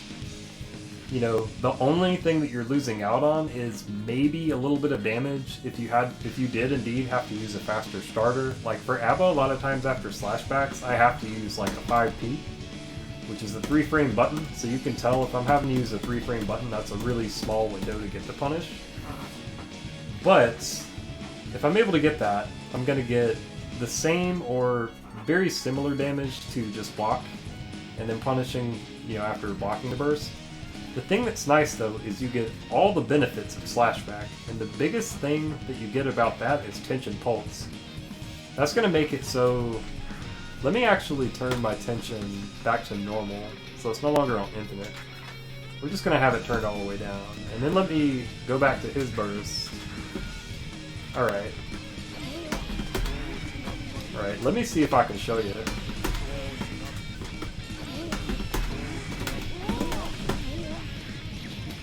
Look at that, I almost have 25% tension just off that one little, like, almost nothing B&D. That's going to put me in a great position. Because then at this point it's like, I just do one thing, and then bam, I have meter for an FRC. And that is going to enhance your pressure tremendously. Or just even being able to have, like... I mean, hell, in that same situation, after I got the last key grab, I could have just micro-walked forward just a hair. It would have given me meter to Danzai. If I was playing against an opponent like Soul, and he tries to like reversal VV, I can just force break Danzai, and like that could be, you know, that could be a potential way to like, that could be potentially a path to end that entire round. Just because I was like, you know what, I want to slash back this burst, where I get that tension pulse. And that gives me a little bit more meter than I would have had. Makes it a little easier to get meter for the next few seconds. You know, you get the idea. But when it comes to choosing your punish, that's all stuff you want to keep in mind. Comparing blocking the burst versus air throwing the burst versus slash backing the burst. There are a couple of other scenarios that I want to talk about just for completion's sake. What happens if you armor a burst? Armoring a burst means the burst does hit you, so they do get the refunded portion. You know, they get that part of their letter B filled back. But aside from that, you know, like typically if they armor through your burst, they're gonna hit you with the actual attack portion of it. Like a really easy example is if you burst Danzai, she armors the burst and then hits you with the swing downward. If you've ever bursted against Hammerfall with Potemkin, you know, he just armors it and then gives you the nucks. There's a lot of characters that can do stuff like that. Anji, as well, is a good example. If you burst against him and he auto-guards, you know... And that can be, like, a little important for Goldburst more, which we'll look at Goldburst here in a second, because we're almost wrapped up with looking at Blueburst stuff. Actually, Goldburst is what we're going to look at right now, because I think that was the last bit about Blueburst. So now we're going to look at Goldburst, and then we'll look at some odds and ends at the end. So, looking at Goldburst. Goldburst is when you do this when you are at neutral. You have to be at true neutral. You can't be in block stun, or you can't be... I don't even think you can be in proximity blocking. If you're proximity blocking, it'll just come out as a Goldburst. Let's try that and find out, actually. So let's record Slayer doing a 2D. Something that's like really active. It's gonna take us a minute for him to get over. Let's see. Oh. Might not be able... Actually, that may not be the best example. But yeah. Essentially what this means, like, where it's important is if you want to do Goldburst as a reversal, which you can, it is fully strike and throw invincible from frame 1. That's not the right button. That's it. If you want to use this as a reversal option, you can, but you want to make sure you can't try to OS it with like block. So you can't like hold down back and then hit this during your wake up. It can come out as a Blueburst, and that's not what you want. So, as far as like some of the stuff to note about Goldburst though, you want to make sure that you're pressing just dust on an attack button. You don't want to hold the stick any sort of way. So, okay. So, the way that Goldburst works is, for Goldbergs, that refund on your tension, which I can go ahead and show you guys now. Let's see, where's the burst? Alright, if I hit my opponent with my Goldbergs, if it connects on hit or block, you know, I get the refund. The same as if you hit or block with the Bluebirds. What's neat about Goldbergs, you get that refund even if it completely whiffs. And that's just because it's, you know, that's to make Goldbergs a little bit more enticing so that people, you know, because if it didn't have some of the little things that make it nice, there would really be no reason to use Goldbergs in an offensive way. So there are some things that it has, like some slight advantages it has over Bluebirds. One is that even on whiff, you get to keep, you know, you get that meter refund. Another thing that's cool is the main reason why Goldbergs is used. If it hits your opponent on hit or block, or on hit, not on block I don't think, but on hit or on armor or guard point, that's going to give you 100% tension. It completely fills your tension gauge. Counter hit Goldbergs is a hard knockdown. Normal hit is not. That is correct. So for Goldbergs, some things that are important to note about this. Remember, you still get the meter refund even if it whiffs. You get 100% completely full bar of tension if it hits or is armored or guard pointed. You do not get this on whiff or on block. For the other thing that's important to note is, remember how for Blueburst is strike and roll frames 1 through 31, but it's throwable at any point. So you can like read somebody's Blueburst and just jump up and air throw it like before it even goes active. For air throw, that is going to be the those are going to actually be strike and roll even as they're starting to come down. Those are 100% strike and roll. So the only thing that you can do at that point is you have to punish it with a throw. It's the only way that you can punish Goldbergs. They are safe otherwise.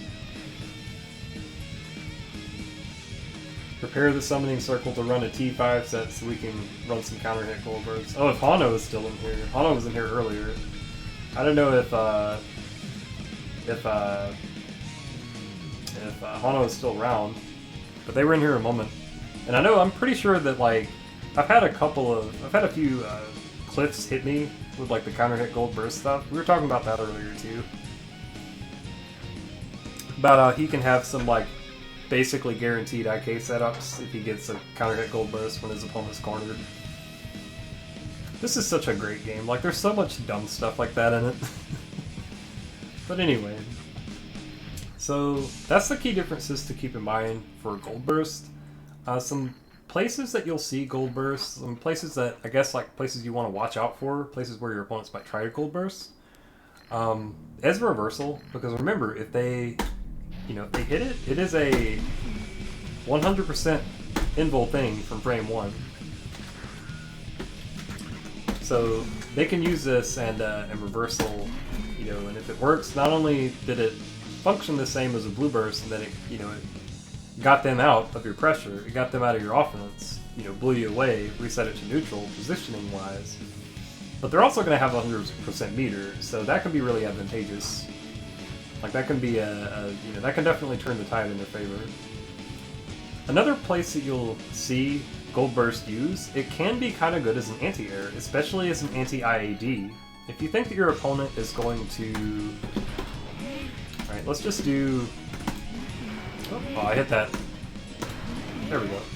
Like, that would be a good example. If you think they're going to, like, IAD and hit a button, you can just do a Goldburst like that. If it counter hits them, you're going to get that guaranteed knockdown, you're going to get 100% tension, you blew them away so you're effectively out of their pressure, you're no longer on defense. But that can be a good way to use it. Other places can be... I mean, I guess like in general, bursting at any point, there's always going to be some risk involved.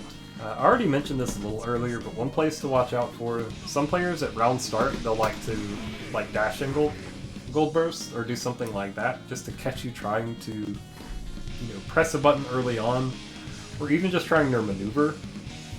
Like, if they think that you're going to jump, they might try to run under it and try to Goldburst on the other side or something like that. Because if you know, if you're kind of above somebody else, it's kind of hard for you to air throw them, since air throws, position-wise, they tend to kind of favor the lower of the two players.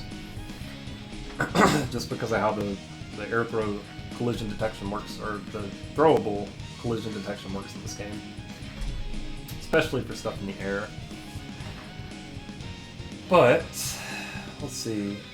It's pretty much it. Like, there's not a whole lot to Goldbergs. Just keep in mind the same points apply, except you can't go for the strike punish. Goldbergs, you really... like, punishing a Goldbergs with slashback is probably not the move. I've actually gotten to where I usually prefer to punish Goldbergs with an air throw, just because I know I don't have to worry about, you know, timing, because I want to say I think you can punish a Goldbergs after the landing recovery, just not when they're airborne. But it's a 3-frame window, it's kind of tight. It might be better to just go with the air throw, and that way, plus, they, well, I guess for Goldbergs it wouldn't apply about them not getting the meter refund, but yeah. I usually am not a fan of slashbacking if I think they're Goldbergs. I'll try to air throw it instead. But do as you please, of course. Do whichever you prefer. Alright, so now we're at the part where we're going to talk about some odds and ends. Just a couple of things to kind of wrap up before we... because it looks like we've been... wow, this lasted like right around almost exactly 2 hours, which is kind of what we were shooting for, so that's good. So, a couple of odds and ends. Someone asked if there's an OS, or if there's OSs for bursts. Well, I'm going to show you a good example of a really simple one. I am not... some people have asked me before if I use OSs. There are some that I use. I'm not one of those people that is just like seeking out every OS. Like, there's some pretty common ones that I actually don't use. That's not saying that you should or shouldn't use them. It is to say I might not be the best person to ask about specifics because I don't use very many. But there is one that I can give you a good example of, and that is air throw with... which I do want to give shoutouts on this first. This is something that I actually learned from Dustloop. Dustloop, a billion years ago, you know, Dustloop had like a main page that you kind of go to, and it would have like news articles and stuff that were written by like members of the community, and then you click a button to go to the forums or the wiki or wherever. But I remember there was an article that was written, and I think if I remember right, it was written by Digital Watches. But what she had to say was there's an option select that you can do in the air where you hold 4 or 6, so hold back or forward, and you press H and then maybe like a frame-ish, like you kind of like tilde slide your way to the D button. So the input is like 4 and H, and then you kind of like plink to D, or you do 6 and H and then you kind of plink to D. And the reason why that works, let's see, I might actually have to just record. See, I was trying to think earlier of like how to set this up and demonstrate it. It might be easiest if let's set the dummy to jump actually, and then I'm gonna play a Slayer for a second. So, alright, I'm just kind of like idly scrolling. Alright, so let's set it to jump, and then if I hit recording, it should make me... no, it's not going to make me jump. Okay. I would need to set... I can't remember how to set this up. I think I would need to set... for my state, I would need to set it to jump. Yeah, okay. And then it's just when I go into recording, that's when it turns it on. Alright, so let's say I'm playing the Slayer, and I've got this poor little ABBA in the corner. Oh, I forgot to actually hit the... Alright. Alright, let's see... I think that might be it. I think I might have timed it right. Alright, let's go ahead and save that recording. Let's see. Oh no, did I not? Oh, I hit the button to reset it. That's what happened. So, let's try that one more time. That's not it. That's probably not going to be it, but we'll see. Alright. That might be it. That definitely wasn't. Okay. So now if I take him off jumping... Oh, that's me. If I take him, if I take Slayer off jumping... So now we can see he's gonna do... Uh-oh. I may have not timed the air throw right. I'll tell you what, let's just do it this way. I'll just try to like demo it. So if I just set him to jump, and I'm gonna need to, well, I'm gonna need to set him to jump, and then I'm gonna need to set my burst to infinite, which I think it still might be. Yeah, I've still got infinite burst. So let's see. Oh man, I'm missing it every time.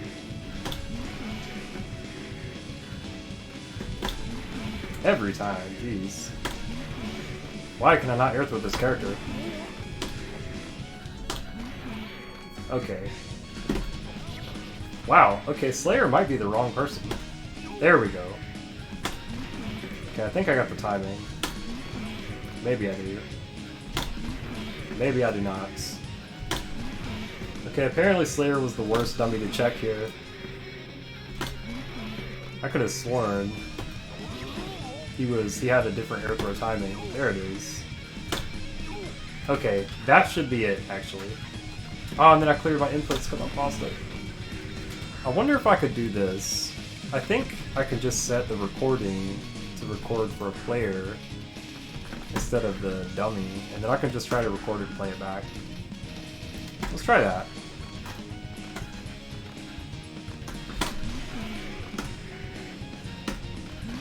Alright. Let's see.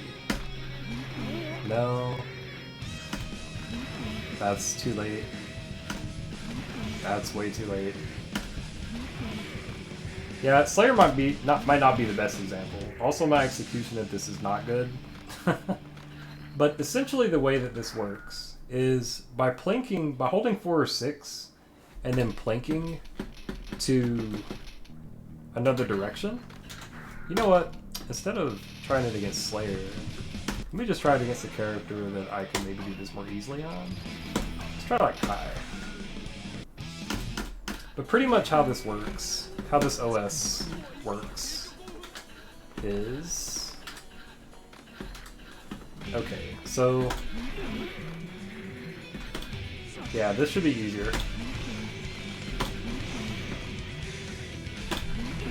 Come on.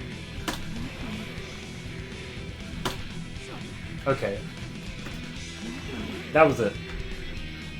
So what that is you're doing... Let me see if I can get it one more time. Come on. This timing is tricky to get with this macro.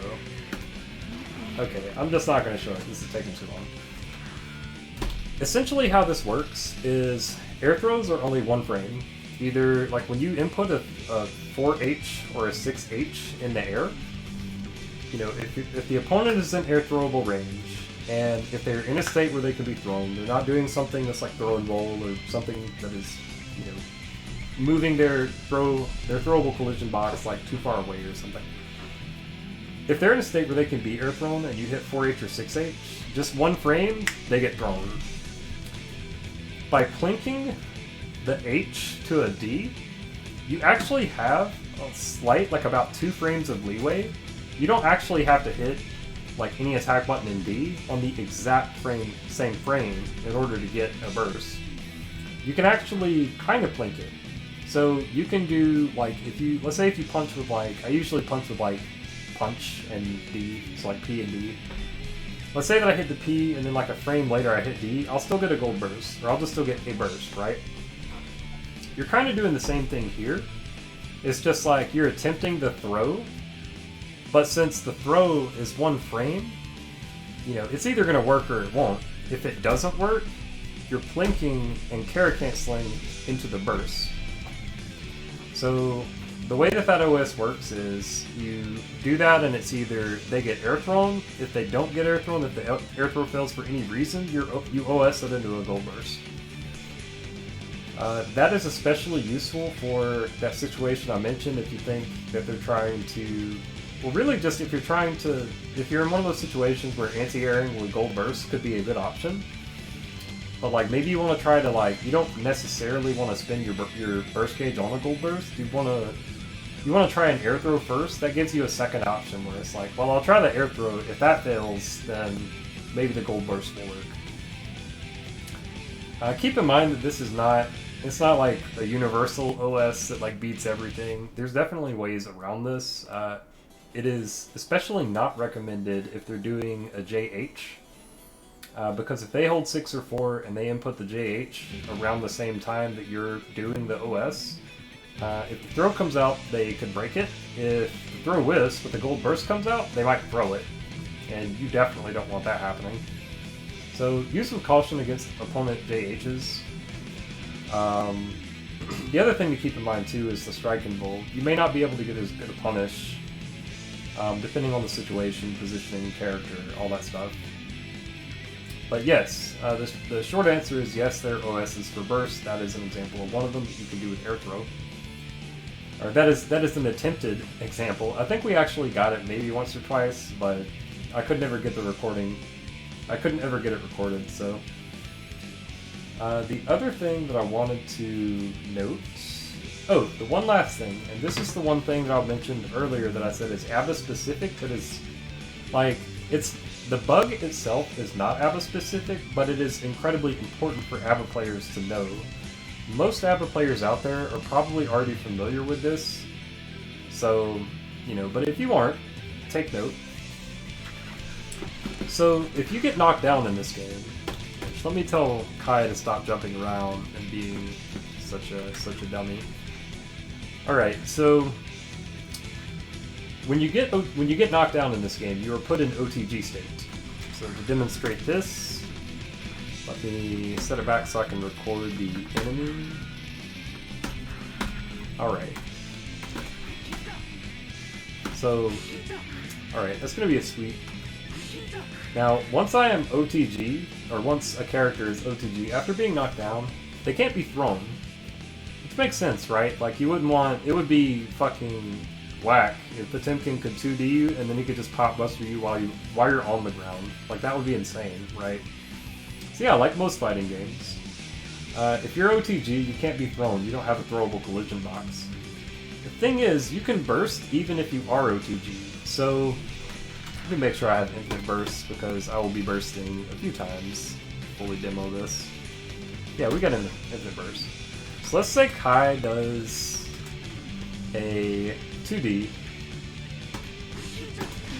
I can still wait until I'm OTG and then burst. If you burst while you are OTG, the throw and bull from being OTG carries over to the burst. This is super, super important for ABBA because you can use it as a last-ditch effort to avoid eating the last third of your gauge disappearing when you're about to go, like, let me give you guys an example. Do I have this on infinite? Yeah, I do. Okay, let me change my Maroha gauge so it is no longer, my Berserk gauge, as it's called in the game. So, alright, you can see my gauge is draining over time. You guys know it drains on hitter block. You guys know it drains about 30, 31-ish or something %. Just a hair under a third if I get knocked down. And you know if I get knocked down 3 times, it's going to be bad news for me. What I can do, if you notice, like, I don't lose the gauge immediately. I lose it when I start to actually wake up. There. So what I could do instead is, let's say I get knocked down a couple times. Knockdown, knockdown. We'll wait a little second to make sure, and then we'll knock down one more time. By waiting until I was OTG, that gave me a last-ditch effort to put up a blue burst that can't be thrown, and also can't be struck. And if it works, obviously I don't actually eat the knockdown, so I have a little extra time to maybe avoid getting the Suka motion, maybe turn the round, you know? But yes, that comes into play a lot for ABBA, because it's like, at that point, it's like, well, I either need to burst or I get IK'd, so... And yes, that will save her, because her meter doesn't actually go down until the OTG state is completed, and she's actually, like, starting to wake back up.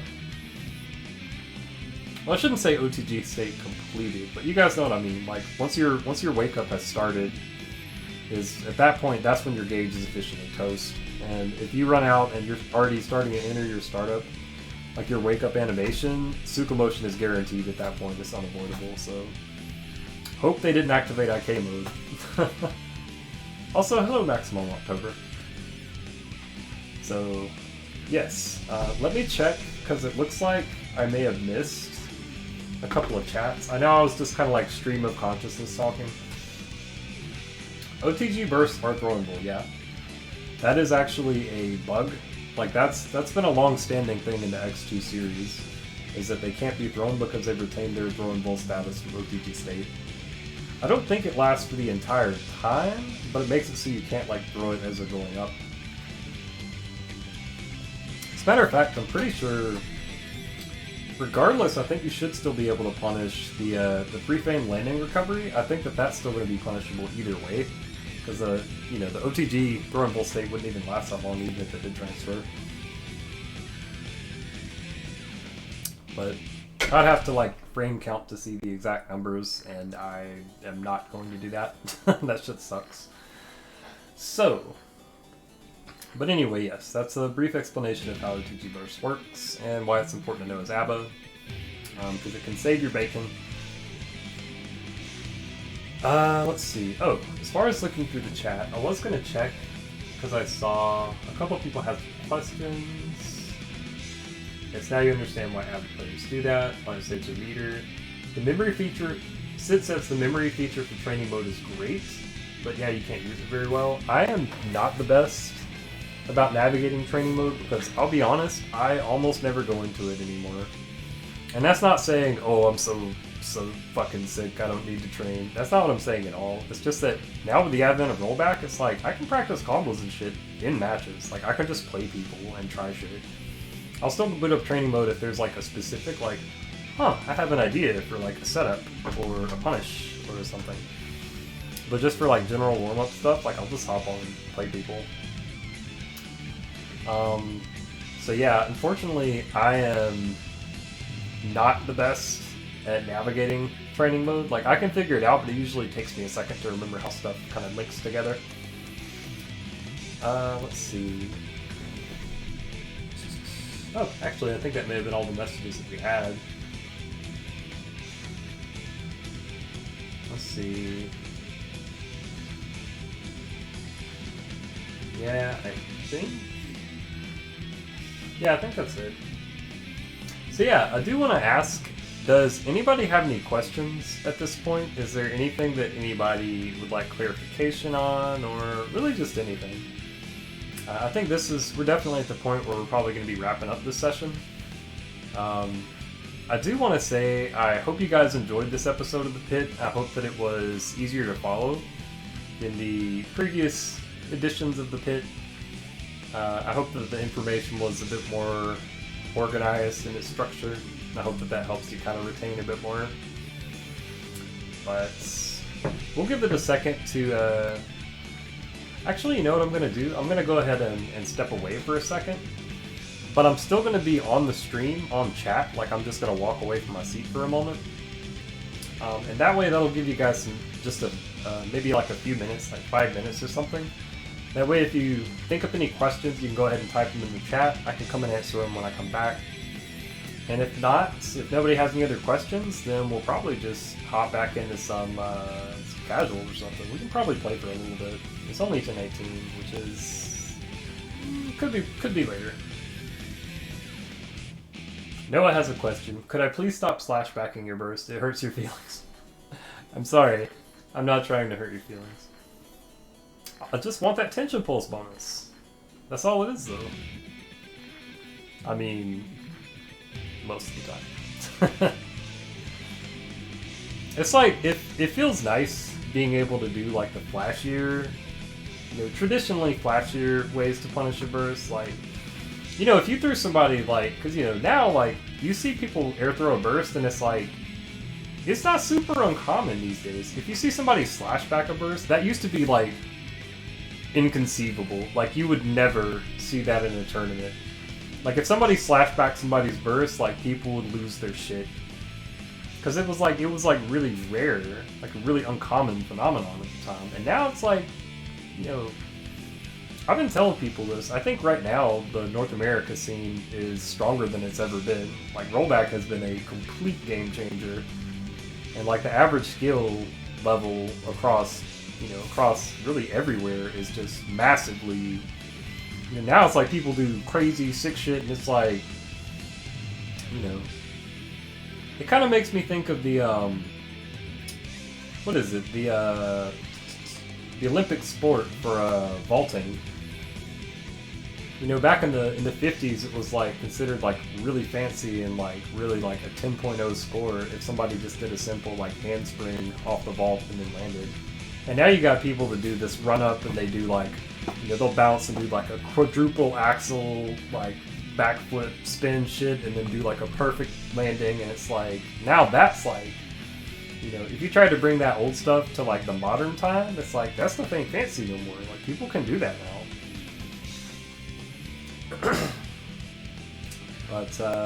But yeah, so nowadays when you see people slash back, it's like, there may be good reasons for it. They may just be wanting tension pulls, but at the same time, when you get to that point where you can pull off some of those like kind of flashier punishes, they feel super satisfying to land. Like when I slash back a burst, I'm just, it is hitting. It is, that's just, that's a really, really nice little like dopamine hit. So, and Mythic, I do see you have a question. If you'll give me 1 second, I am going to go ahead and step away. But I do appreciate you posting it in chat. Anyone else, if you have questions, go ahead and post those here as well. I will be away from the computer for just a moment, but I'll still be on my phone. And when I come back in about 5 minutes, we'll go ahead and answer Mythic's question, any other questions anybody's posted, and then we can probably just goof around, play some casuals or something. But anyway, we'll be right back, and I appreciate you guys.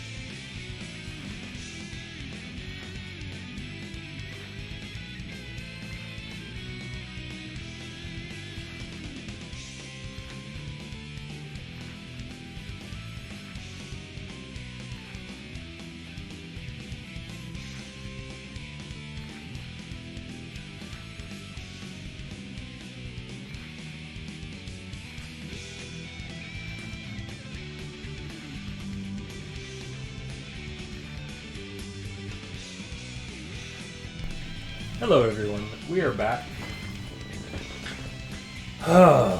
Okay. Got a good little quick break-in. Just recapping, or just covering the couple of questions we'd asked. Mythic had asked a question. When you go into round 3 and you have a burst, do you prefer to use it early in the round to stop momentum or save it later in the round? That is one of those really gray area kind of questions. For me, I think it would depend on my opponent's playstyle. Another thing considering too is, as ABBA, a lot of times it's beneficial for me to try to save a burst until it's really needed. Because like, that O2G burst that I just showed you guys, like a lot of times, if I'm already knocked down, or if I'm in the process of being knocked down and I have less than a third of my gauge left, that's it. It's either I OTG burst or I potentially risk IK, you know. So it might be better to kind of save a burst in my back pocket for that. If it's, you know, if it is like in the third round, I typically go into the third round if I still have a burst. I usually go in with the mindset that this is probably going to be the only one I'll get. It's possible, but just unlikely that I'll get another one back before this round is over. Like, it's not guaranteed at all. So at that point, I'm just going to be playing as though I've just got one burst left. It could be, like, some examples of some ways that could play out is, let's say that I'm in Maroha, and I just want to dash in. I know that they're going to try to, like, DP or something. I could just hard call it out. And keep in mind, this, you know, there bears a substantial amount of risk in doing this. But let's say I just dash in. Let me see if I can set up an example. Let's record Kai to do, let's see, Vapor Thrust, and let's set him to do that Vapor Thrust on, let's see, on memory. So he should DP. Oh no, I didn't set it right. Oh no. Let me make sure. Oh, that's because I set it for the wrong one. So let me go back to the reversal action. Memory for Kai, not for myself. He should DP on Wake Up. There it goes. Alright, let me also make sure. It feels like there's one other setting I need to hit. Oh yeah, it's the Flippin' Instant, I think is what I need. For...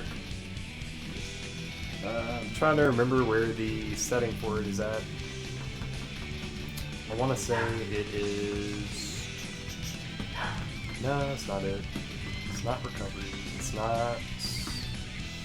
Sip recovery, guard frame, player side. That's right, it is on this side, because it's... okay. Alright, so let's go... God, I'm trying to remember where this setting is at. Maybe it's at the top? It is at the top. Good grief. There it is. Flippin' Instant. Alright, so now it should be... Now he does a reversal Vapor Thrust. That's right. And also, hello Jokish. GG's the other day. Can't remember if we mentioned it in chat. But anyway. So with this example, let's say that I knock Kai down, and I know that he's going to, I just have like a super hard read. I'm just like, this guy has been doing like last second, you know, last resort wake up DP, like when it's, you know, when the chips are down, I just know that this guy is going to reversal DP on his wake up. So I could do that, and then at this point it's like, well, let me show you what I could do. So,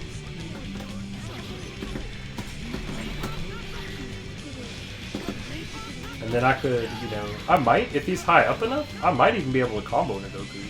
That might be kind of sick. Let me try that. Now we're charting unexplored territory.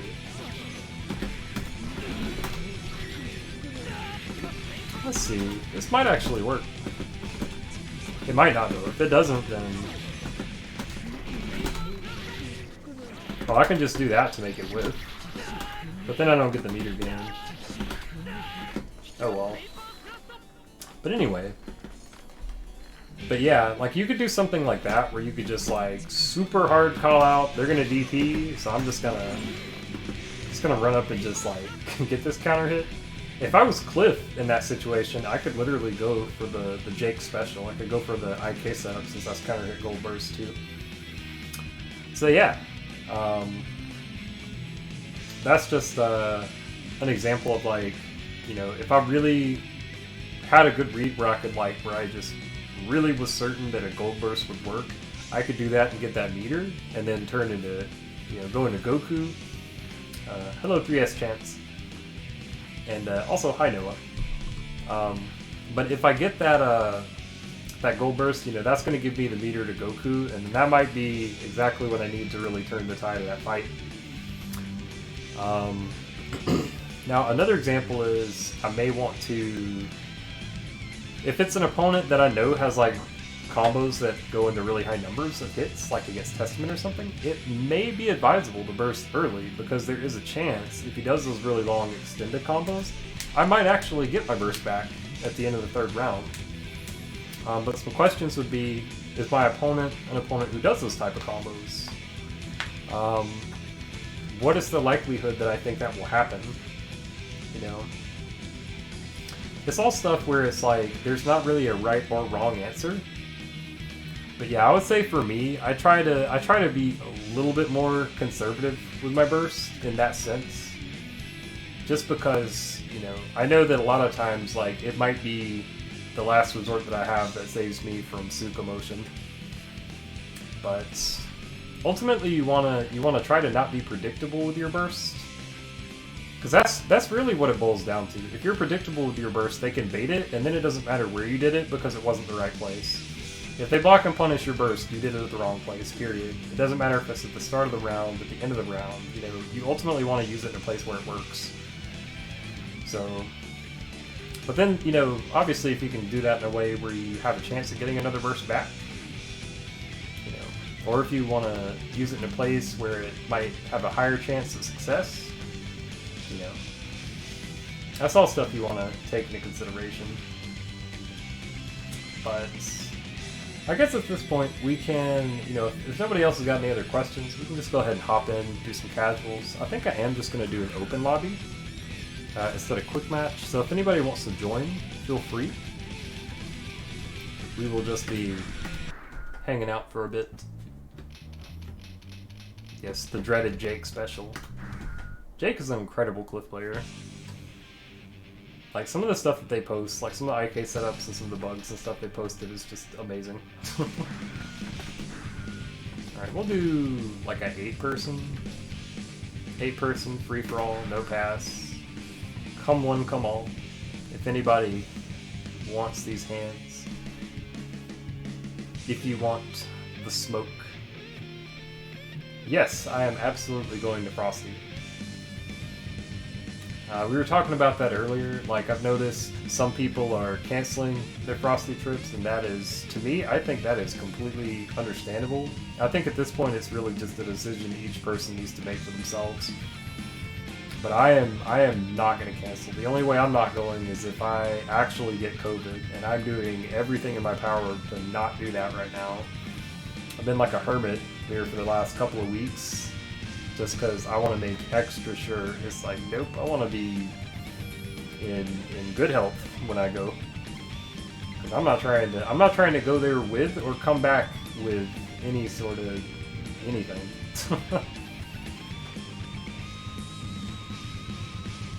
And thank you, Mythic. I appreciate that.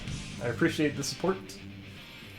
And yes, 3S Chance, it will be great to meet people. There's so many people, like, I was thinking about it. Like, you know, typically CEO Otaku is like the only major that I really go to every year, because it's the only one that's just inside driving distance. Like, it's still kind of a drive for me. It's like 7-ish hours, if I remember right, from where I'm at to Orlando. But, you know, but that's just within, it's like, that's just about acceptable. That's like a pretty long drive, but that's as far as I'm willing to go. But for those tournaments outside of that, you know, I typically, like, I'm used to seeing mostly the same people every major. You know, the same people I've been playing Plus R with at majors for like 10 years. And it's going to be really awesome, like really cool to go to Frosty, because I know I'm going to be beating hella new people, because there's so many people that picked up Plus R post rollback. And I've got messages from a few people saying like, I can't wait to meet you, like it'll be cool to like finally get some games offline, and to that I say, hell yeah it will. I'm looking forward to meeting you guys as well. Yeah, 8 hours is how far it takes you to get to Orlando. Yeah, 8 hours is like, especially with my knee not being in the best shape these days, if I drive too long, it starts to get really sore.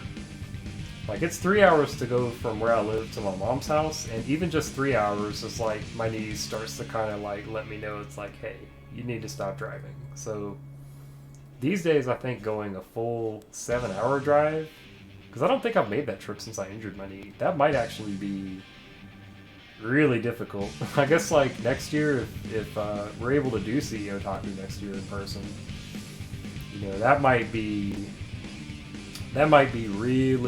really difficult for me to go, actually, now that I think about it. But yeah, that's about as far as I can drive. I have so much respect for people that drive these crazy distances, and it's like, that is awesome. Couldn't be me, but that is awesome. People that are like, yeah, we drove like 12 hours, we drove like, you know, overnight to a place, and it's like, fuck that. I'm not trying to be in a car that long. I can't do it. I guess it doesn't help because like some people don't know this. I actually get really carsick if I'm not driving. If I'm like passenger, even if I'm in the passenger seat or in the back seat, I'll get super carsick in like minutes, like every time. But if I'm driving, it's fine. Like it's totally fine. It's weird. So I always have to drive myself everywhere, including to trips for tournaments like that. And that's been a thing ever since I was like a teenager. So it is quite unfortunate, you know, it sucks having to like ride for that long, but having to drive that long is like even worse. But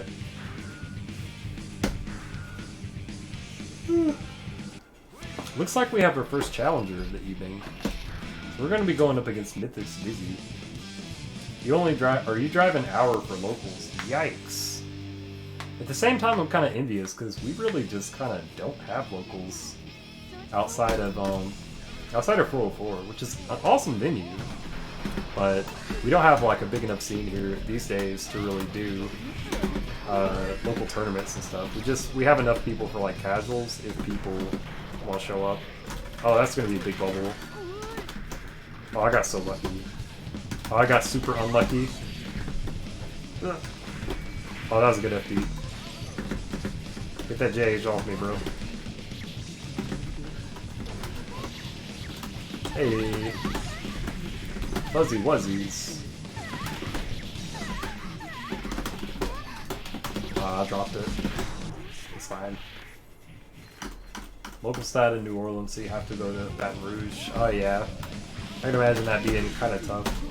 I'll tell you honestly, New Orleans is a place, it's a city I've always wanted to go to and I've never been. Like, I just want to go when there's like something really cool, like some sort of festival, like Mardi Gras or something. I think that'd be really fun. Whoop. Ah, come on. Let me hit you. Stop running away. ABBA really does have those grappler vibes sometimes, where it's like, let me hug you. I just wanna get my mitts on you. Oh, the Voodoo Festival during Halloween, Jazz Fest. See, all that stuff sounds super fucking cool. Like, I want to go to at least one. Hopefully all of those, but I would like to go and, oh, that was a good far slash. Yep. I was too far away for that to work. Ah! Alright. I think that was a wake-up throw sense. Ah, I tried to get the Dizzy. Instead, I just got Dizzy. I got Dizzy the character. I didn't get Dizzy the stun state.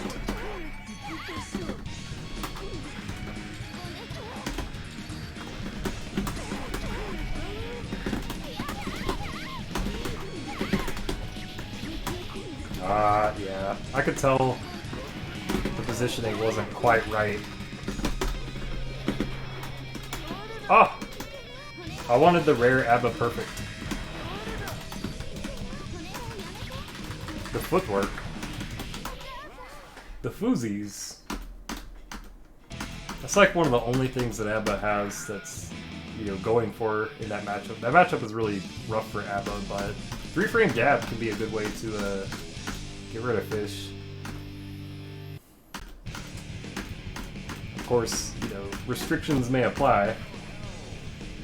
It's not as good as like VV or something, but it can be an option.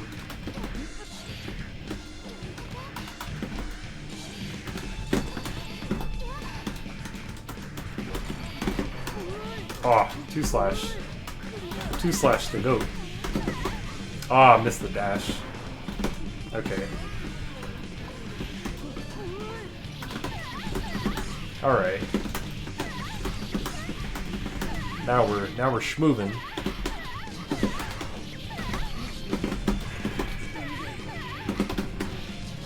I was expecting a dead angle. OTG bursts become throwable after your character starts to get up in animation. Yeah, I mean, well, if you start the actual wake-up animation, you already have lost the game, so it's not worth doing. Oh, I got super lucky. Oh, she's kind of high up in the air.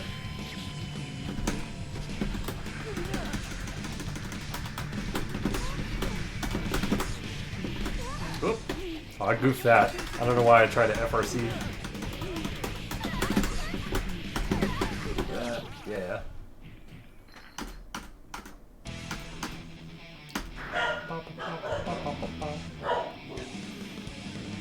Alright, I guess, I don't know if we've got anybody else in the room.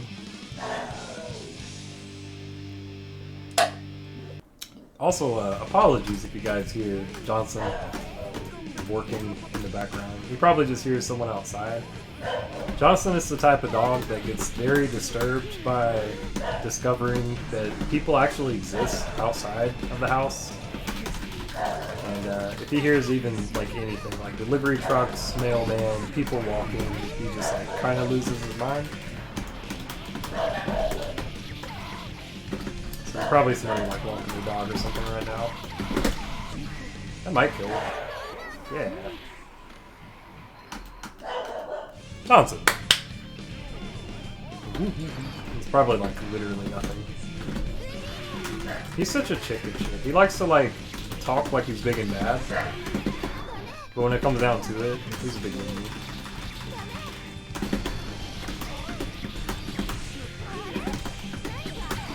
Alright. Oh, that was a good mash. Or a good shake, I should say. Shake out stagger. Oh, I goofed it. There we are. I goofed that one bad for a second. That was looking like it was gonna be tough stuff. Oh, hello, it's Noah. GG's Mythic. We can play more here in a second. I guess we'll just like alternate. But let me get some in with Noah JD.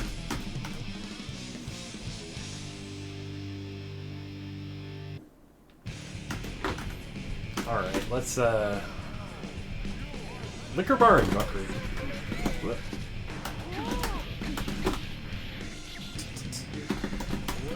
Good solid choice.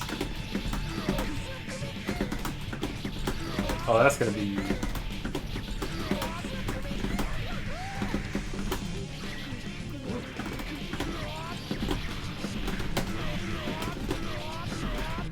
Hey. Man, why can't I play like this in tournament? Oh, scooped. Called out. Called TF out. Look at these fucking loops. My man. That was nasty. That was really good. Alright, got the cross up bid. Into the corner. I tried to go for the reset. They didn't take the bait. Ah. Yep. Oh no. Whew.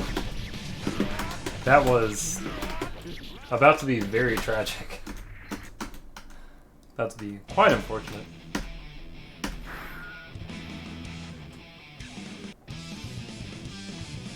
But yeah, as far as the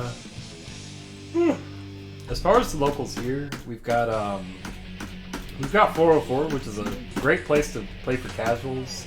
We don't really have enough of a plus RC to really do like fully fledged local tournaments, sadly. But we do have just a good place for people to meet up and play, and I guess that's, you know, it's better than some scenes have.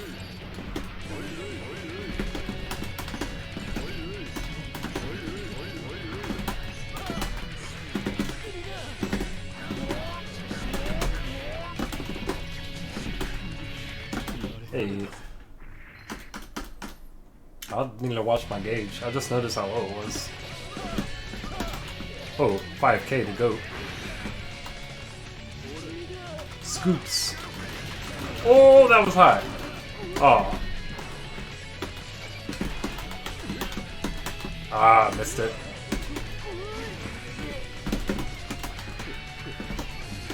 Ooh, oh.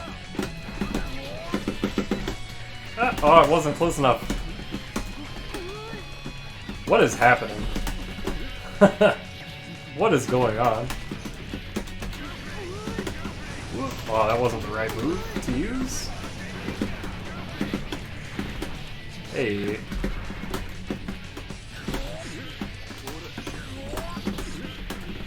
Oh, we might get a dizzy. If we can get the dizzy. There it is. That's gonna seal it. Downside war crimes. But yeah, back before, like, pre-pandemic, which I know it feels like. Also, let me say GG's to Noah. We will also play her more in a sec. But yeah, pre-pandemic, I actually was starting to kind of like do like a grassroots, like, you know what, if people want to play casuals, if you're looking for somebody to play plus R, if you want somebody to like kind of mentor you, I figured I would kind of like be the Raekwon of Atlanta now that I no longer live in Birmingham and live in Atlanta. And I was going to do that, and I started having some people show up for some various games. It was starting really good. We were starting to kind of build up a little like small following, a little small scene. And then the pandemic hit and blew all that up, so very unfortunate. Get these damn fish off me.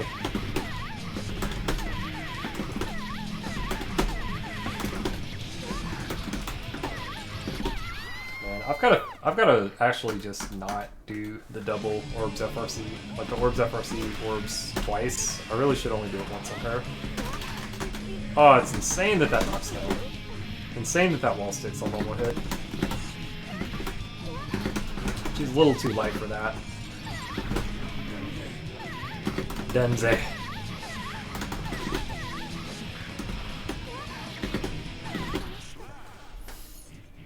All your locals are 2 hours away. Yikes. That's pretty rough. That's kind of like the boat that I was in. Back when I lived in Birmingham, I was one of the only players at the time that was really like seriously playing BlazBlue for a little stretch. And there was an old monthly local that we had in Birmingham, or that they had in Birmingham at the time, called Impact Clash. And I remember driving. It'd be like a 3-hour trip. Just myself and maybe like one other person who probably didn't play BlazBlue, depending on who it was, but it'd be like a 3-hour drive just for like locals on a Saturday. You go and play in your locals and be like, all right, GG's, time to start this 3-hour drive home. Ah, I wasn't fast enough in 2/. Hey, in there. Or like when I used to also try to visit casuals up in Tennessee, and that is about a 4-hour drive. So I think it's a little bit shorter. I can't remember if it's a longer or shorter drive now compared to back then, but it definitely sucks.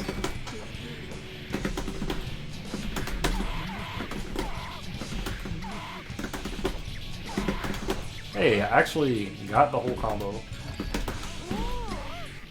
Hey. But yeah. GG's Mythic. Let's run it back with Noah. And of course, to anybody watching, if y'all want games, these are open lobby casuals. Y'all are welcome to hop in. That is so much damage. Yeah, Abba with a little guard bar. If she's in Maroha or Goku, it's time for the big hurt. You can just erase their health bar. Oh, good 2K. Good 2D. Scoops. Oh, clean hit. Oh, almost got it. Whoop. Hey, Aaron blocks.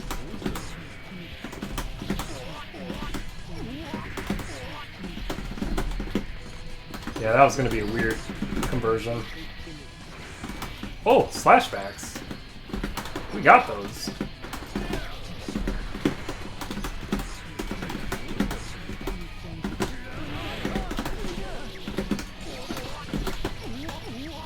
Bam. Probably shouldn't have. Whoa! Oh, I'm super dead, aren't I? We about to see the hot stuff? Ah! Mash. When in doubt. Just 2P it out. Don't listen to me. Whoa! Oh my god, the 6P, the second hit. That was pretty funny.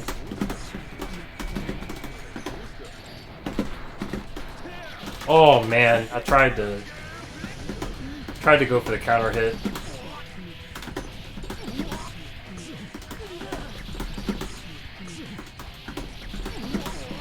That's gonna be a reset. Not gonna kill.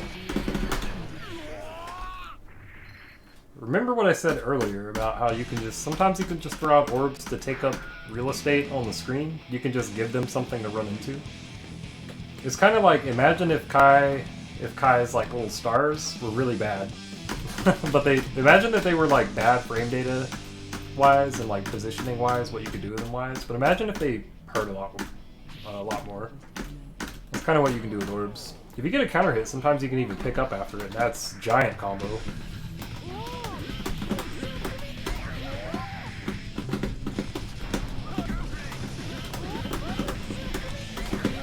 Alright, let's get the...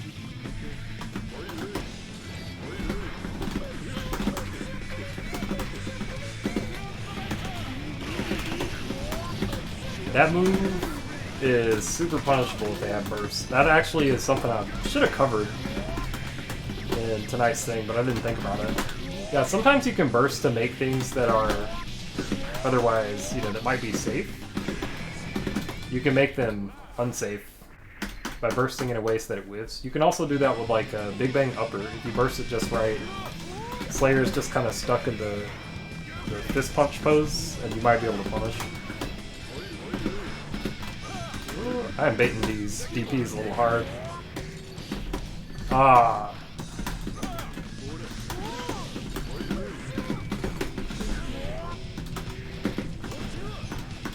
Hey. Got the 5K frame kill after DP. Ah, and then I still didn't get the combo for it. Oh no, that's gonna be damage.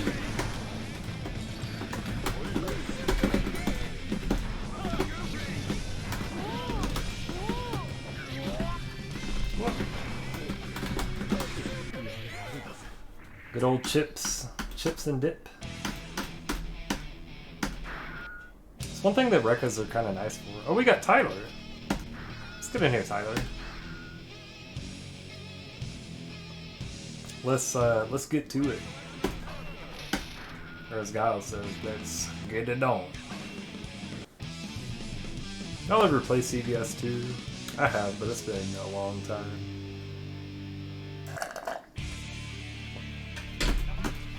Tyler with the Robokai. Oh, that's a sick Robokai. I like that. Silver and blue? Good palette.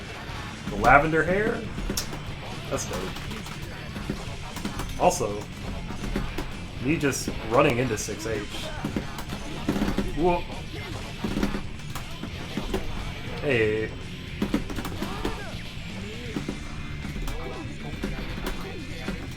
Oh.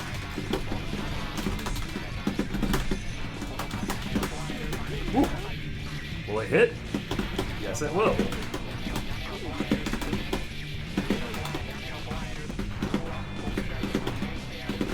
Oh, I thought that hit a counter hit. It's back confirmed.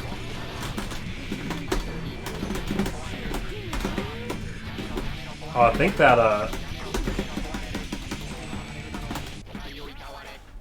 yeesh. I think that for a second I thought the self-explosion was gonna screw up my my combo. I was a little worried.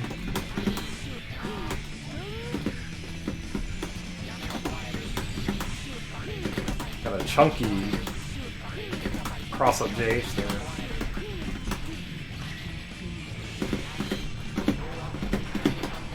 Ah, accidentally did that the wrong way.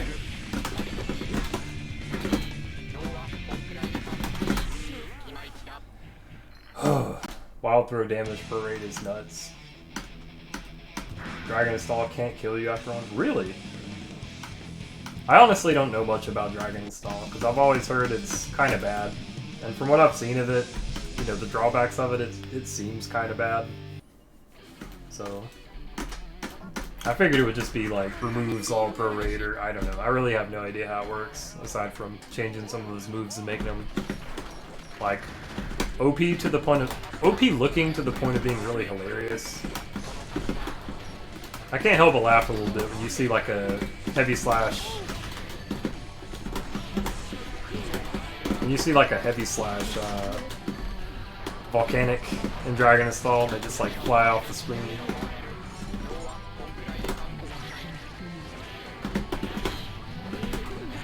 Robo's DP, not good unless he's got a meter. Ooh, oh, good horsey. Whoa! Oh, I'm super dead. That's gonna knock down. Ah. Last chance. Ah.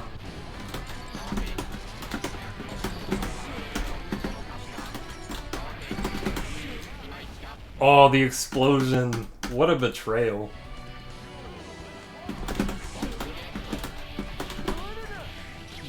Explosion in that instance is basically like Robokai Suka motion at that point. It's like if this pops off, this is not gonna be a good time for you. Oh good, 5K, the 5K route there works.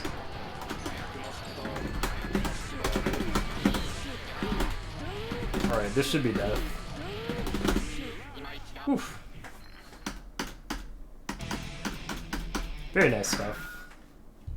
Very GG's. Oh, we got Mr. Nike himself. Mr. Japanese name, bunch of letters.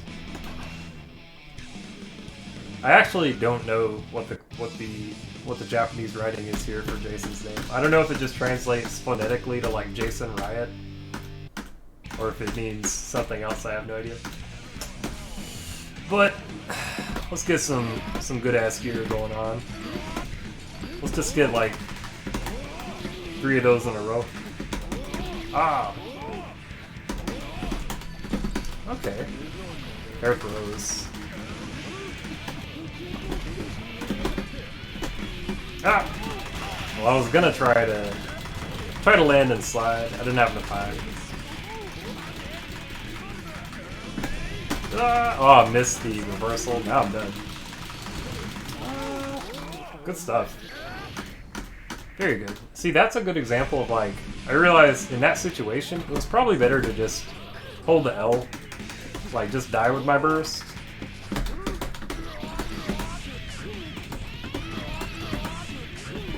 And not have to worry about, I tried to cancel it, it was too late.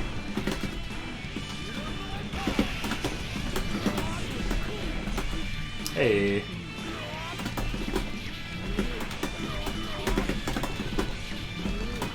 Ah. Well, that's not what I wanted. Okay, that's enough.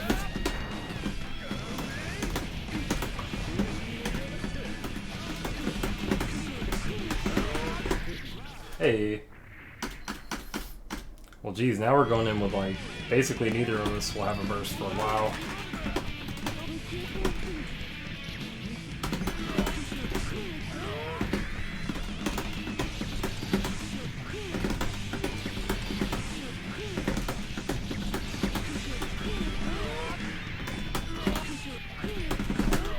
Alright.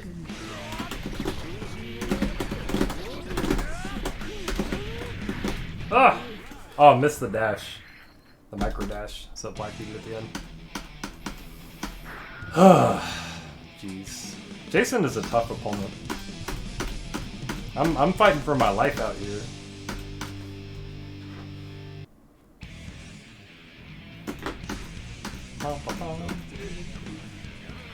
Alright, let's run it back.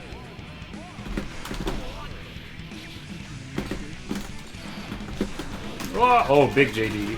It's gonna be knocked down. Some damage. Yep. Can't be having that. Whoa, that whipped? That's weird. One of those situations where the pushback is kind of odd.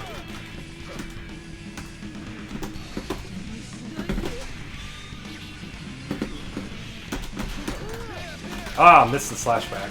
Now I'm gonna pay for it. Ah.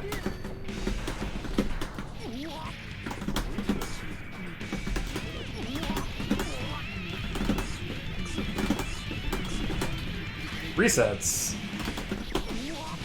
On deck. We got those. That was kind of a robbery, I won't lie.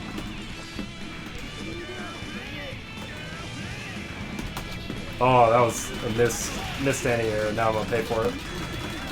I'm gonna eat like half my health bar. Jeez. Oh gosh. Good far slash. Ah, damage. Oh, that was a very good frame trap. Are you gonna head out? Thank you, Noah, for tuning in, and also GG's. Very good stuff. Ah, oh, that was a free punish, actually. Oh, I couldn't get that out in time. Gatling's too quick.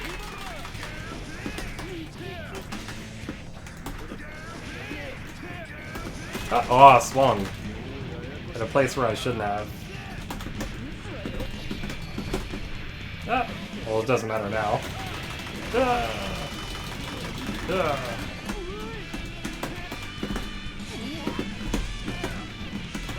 Ah, good stuff. Alright. And then this will be the 2 out of 3 with Jason. We'll go back to, I guess we'll just see who's in the room. But yeah, definitely GG's. Glad you came to hang out, Noah. I hope you have a good one. For now, let me see what I can do.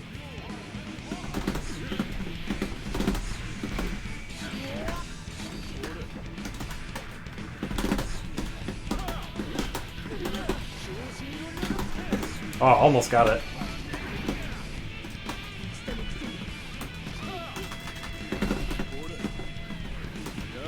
Good air throw. Ah!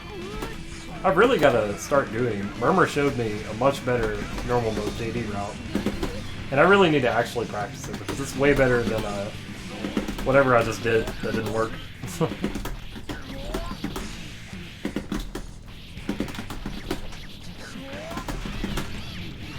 I goofed it. But it's fine. Damn, 2H. Is this swamp mud? Oh. Oh, that's gonna be backdash catch. 5k. The Swiss Army knife button. A really good one for sure. Frame traps. I tried to 2D, but my 2D in normal mode is kind of too slow to do what I wanted.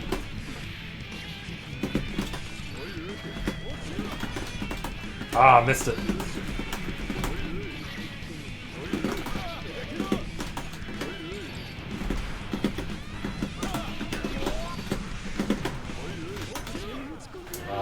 I was kind of sloppy at the end of that round.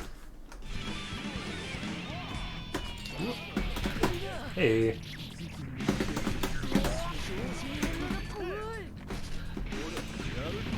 Air throws. My god.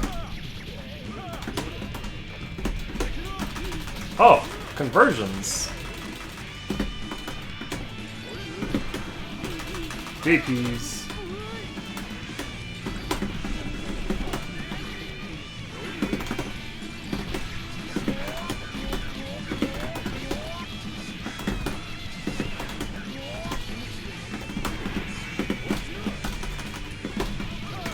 Ah. Oh, I thought that was gonna hit grounded. I'm lucky it didn't. Whoa.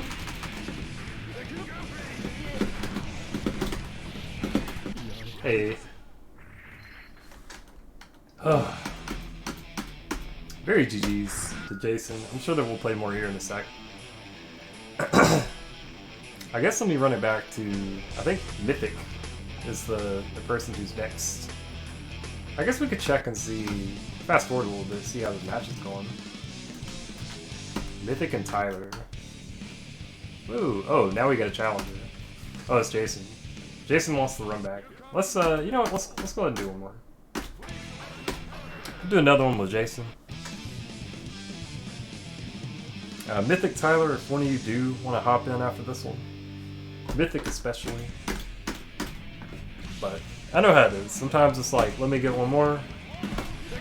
I will oblige. Yeah, I gotta be careful. He's noticed that that was too early on my part. Oh, we got a raid! Hey, thank you T5 for the raid. Also, hello Cup of Spaghetti. Don't mind me, I'm looking away from the screen as I'm getting like training dummy comboed. Yeah, that's really good stuff. Oh, that's a good backdash catch. Ah, I tried to go for the 2D again. At that distance, I definitely should have 5P'd. That I wouldn't say it would have worked, but it probably it would have been a lot better to try compared to what I did end up doing.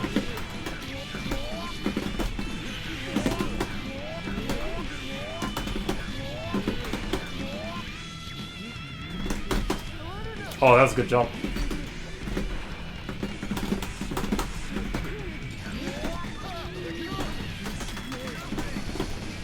Oh, I should not have key grabbed. That was a mistake. I wouldn't say like a mistake, like it wasn't like an execution error, it was poor judgment in my part. But hello Cup of Spaghetti. Hello everyone coming from T5 stream. And thank you to T5 for the raid. That is very cool. Just to bring you guys up to speed, we're just doing an open lobby. We already finished the segment for the pit, so now we're just kind of... If anybody wants games, feel free to hop in. Oh, that was a delay cancel. That was me not chaining my 5Ps. Oh my gosh, Bandit Revolver loops. I've got to double mash that. And I've got to not single hit Donzai that. Dead.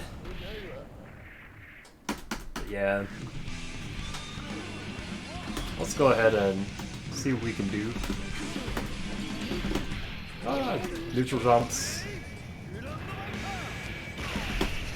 You do not have meter to try that, sir.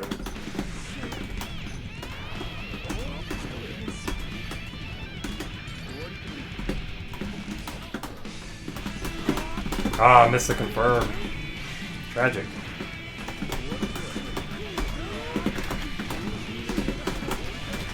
Almost got the safe drop.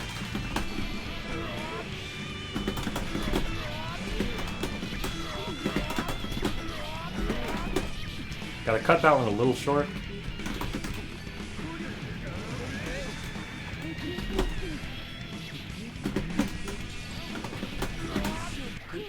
Oof, I got lucky. I don't think I would have been able to get the third Rekka from that spacing. I think baby legs would have came into play. Ah, missed the punish.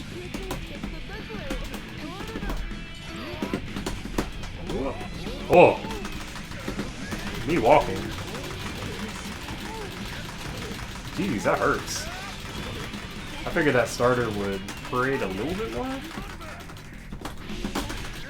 Me missing my reversal timing. Whoa.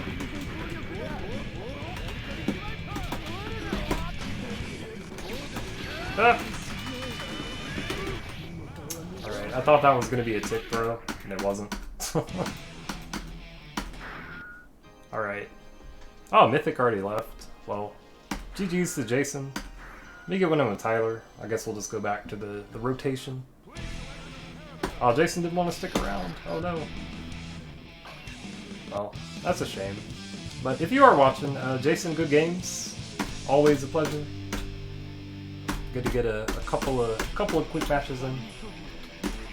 Oh, this is a sick Johnny color. I've always liked this one. The bandana? Too fucking cool. I wish that other characters had stuff like that, where it's like, just by manipulating the palette, you can make them look like a certain way. I know that KOF 13 had a lot of palettes like that. Also, hello Thunderbell. How are you doing? Whoa, oh my god. Alright, you gotta... No. No. Ah, my god.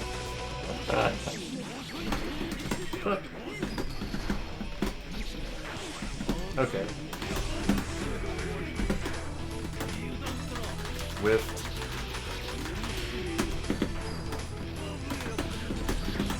Oh, it's party time. Big time. Party time. There we are. How are you doing, Thunderbell? Hope you're having a good evening.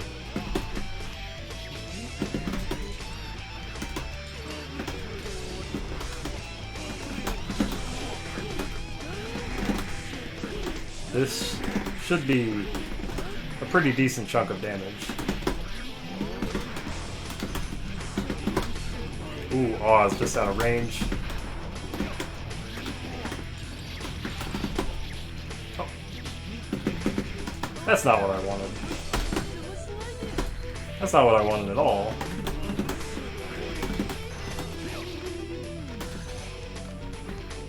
Whoop.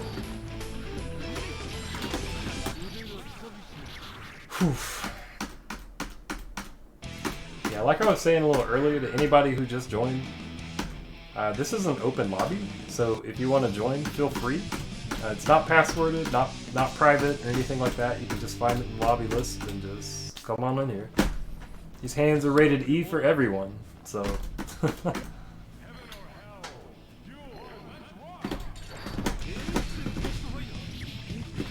Mind if I slide right by it? I tried to get that 2D bait, but I was too close. Woo.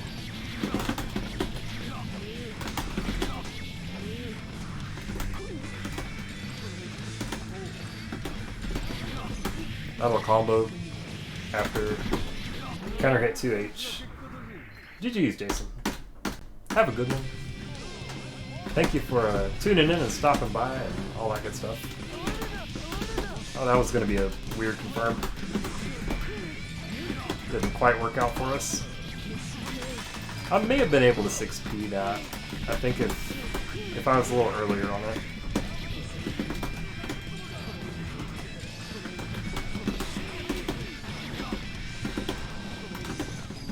Ooh, fancy footwork.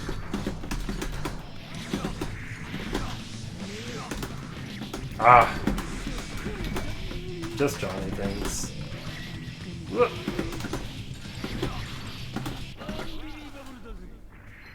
The ABBA matchup hurts my self-esteem. But why? Like, you're actually, like, really good at it. Oh, it's Shoddy.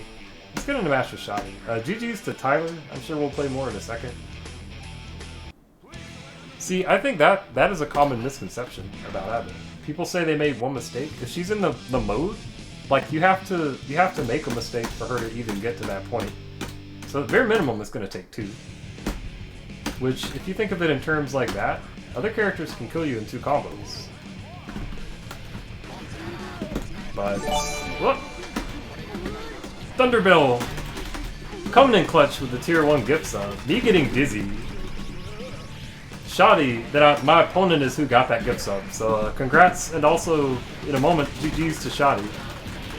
I'm getting my ass whipped. I need to be careful. Oh, I'm super dead. That wasn't the move at all. I just got toasted. Jeez. Alright. Let me pay a little bit better attention.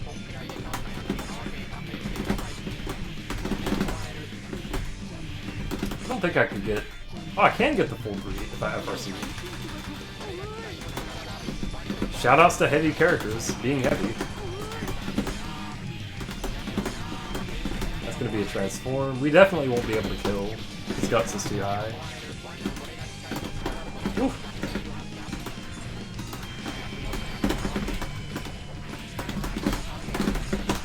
Ah, there it is. ABBA pressure is very strong. Her pressure game is very scary, especially when she's in Goku. That is insane that move keeps upper body that entire time. Ugh. We gotta cut this one short. I added 1 hit too many.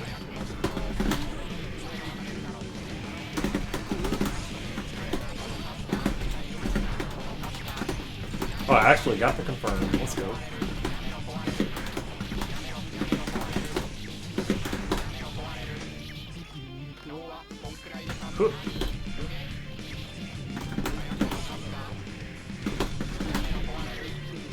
Danzai's throwing bowl from frame 1. Yeah, Shoddy is no slouch. Shoddy is a solid robo guy. You ought to come back. Like, you ought to hop back in the room. If you guys... You know what would actually be sick? If other people... And I'm just throwing this out there. If any 2 other people want to play, if you guys want me to commentate, that'd be cool, because I've been kind of curious about commentating. It's something that I'm still kind of... You know, I'm obviously by no means a pro commentator, but sometimes it's like, you know, maybe I should try it. Maybe it might be pretty fun to try. Whoop, oh god. Explosion gummed up my super, or gummed up my combo, and then me doing the wrong combo gummed up that combo. Yeah, Shoddy's solid. I think it'd be cool to see y'all 2 play. Ah, I was gonna try to jump and slash back the missile, but I got to jump H, so I guess I was trying to air throw the missile. God, those are so good. Ugh. No more, please. Stop this. That is gapless. Oh. Oh, I couldn't decide what I wanted to do. Brain went in 2 directions at once. I went, whoop. But yeah, good stuff to Shoddy. Yo, y'all want to play?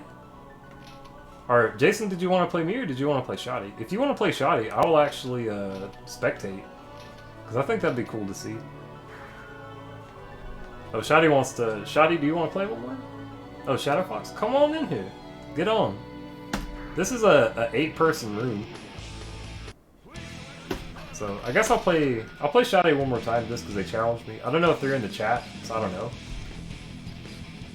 Oh, they're picking Faust? Dick move. I kid. I kid. Oh, they are picking Faust. Ugh. Where's that migraine chart where it's like stress headache, you know, like tension headache, and then it's just like all over, and it's like playing the Faust matchup. Oh my god! Immediately.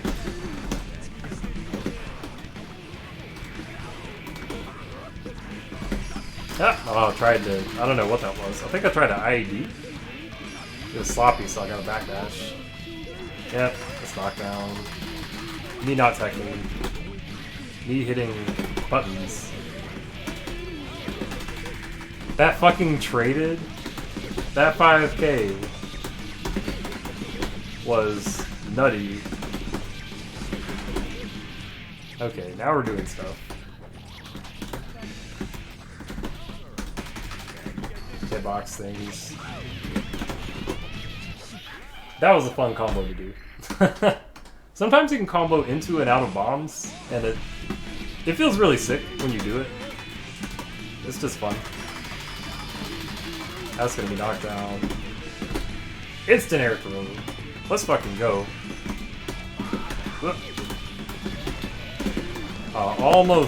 Almost got high up enough for that was first save.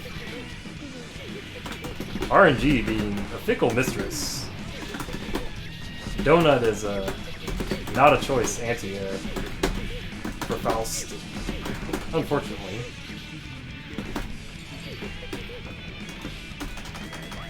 Nope.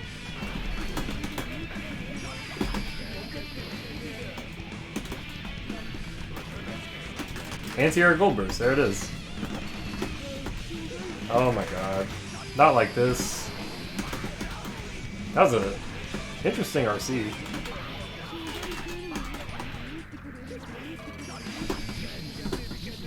That's right, give me the candy. Gosh. That is... Situations like that where you're in normal mode as Abba and you're having to fight against someone who is like... You're having to fight against a character that has really effective longer range pokes like Testament or Faust or anybody like that.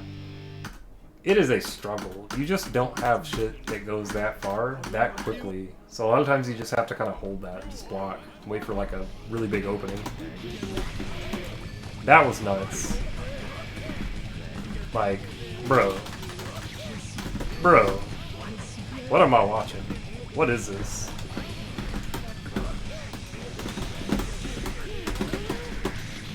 Alright.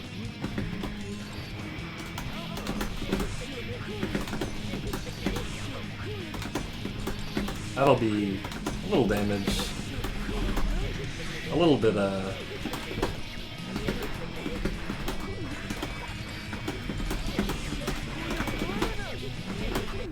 That's an example of FRC to beta burst. FRC, hold back, you recover instantly, you can block instantly, and then it's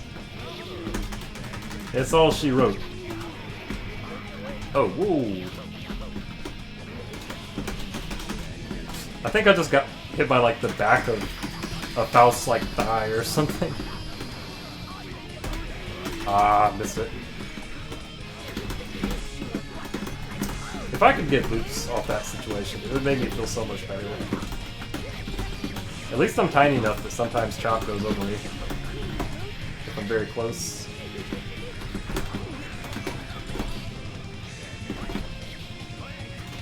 Give me the...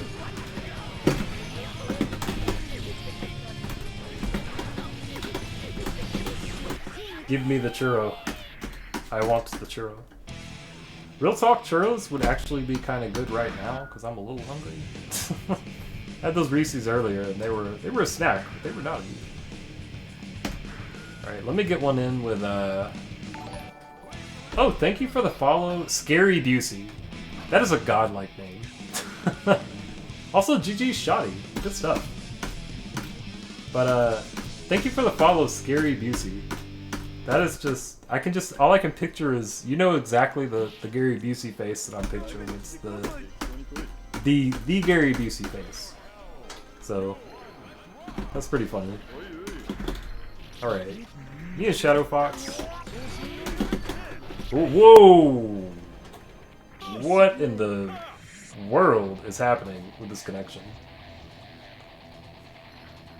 Bro, what is the ping doing? What the ping doing? I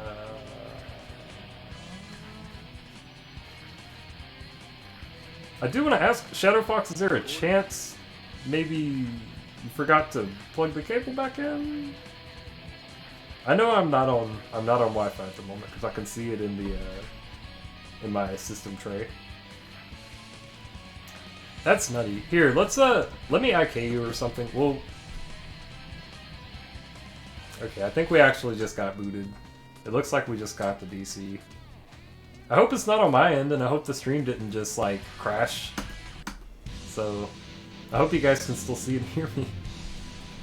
I don't know. I hope we can try that again here in a second. Let me go ahead and I guess I'll get one with Jason Riot. Oh, the stream's still up. Good, good. Yeah, I don't know what was going on because normally, like when Shadow Fox and I play, like normally the connection is totally fine. So I don't know what that was about. Actually, looking at what time it is, we probably do want to wrap this up before too long. Just because I missed the fuzzy. Ah, I missed the slashback.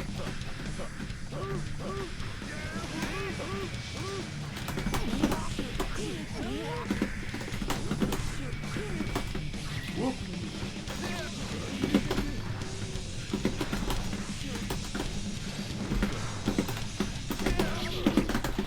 Trade combos. Hey. Oh, jeez. Whoop. Oh god, that's gonna be giant damage. That's gonna be like half my health bar. Easy. Meterless. There's the other half. Big wild throw. Me hitting buttons, trying to faultless, and getting counter hit.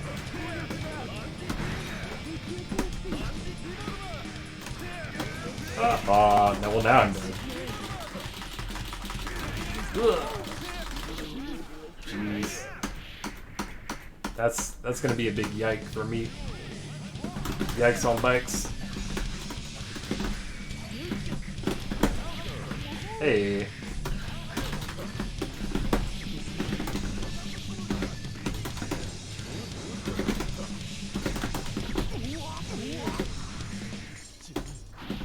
Alright, I was able to dash just long enough. Whoa! Oof. Yeah, we can try it again. If you want to, Shadow Fox, if you want to try to join, we can give it another go. I don't know what was up with that either, because that's weird. But sometimes it's like a phone call, right? Sometimes you just gotta hang up and try to call them back. Hope for a better connection. Hope for a better signal. I'm surprised I actually got enough hits done to actually do anything off that jump slash. It's kind of high in the air.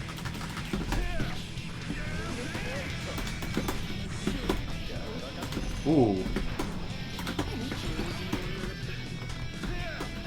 Ah, JP's. Me not backdashing.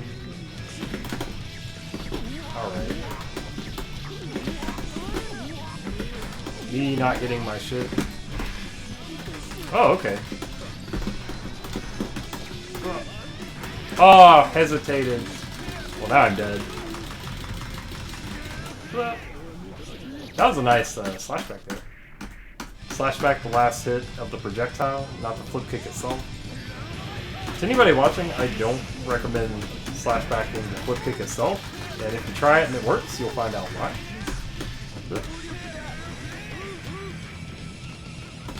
Ah.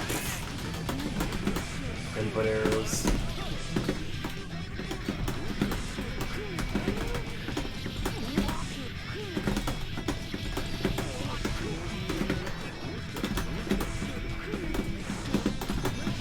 Cool.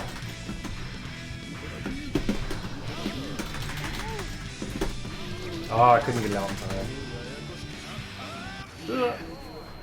Rip.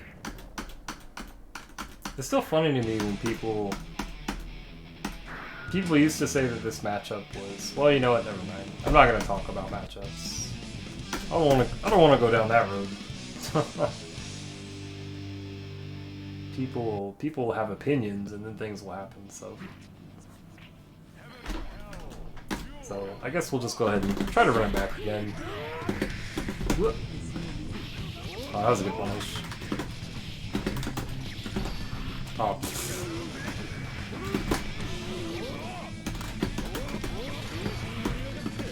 Whoop.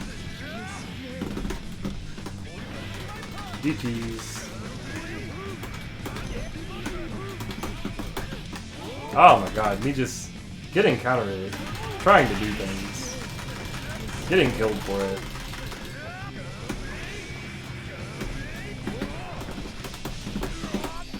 What the? Alright.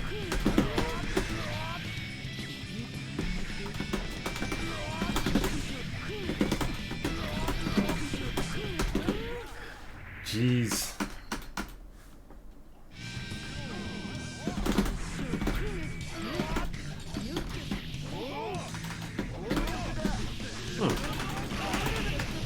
Interesting.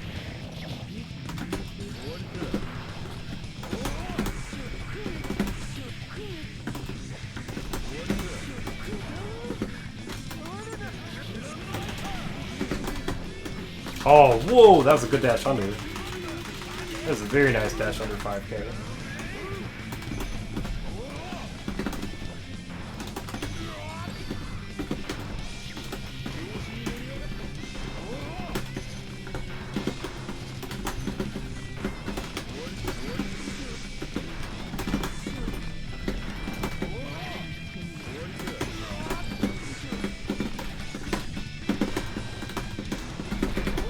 Ah!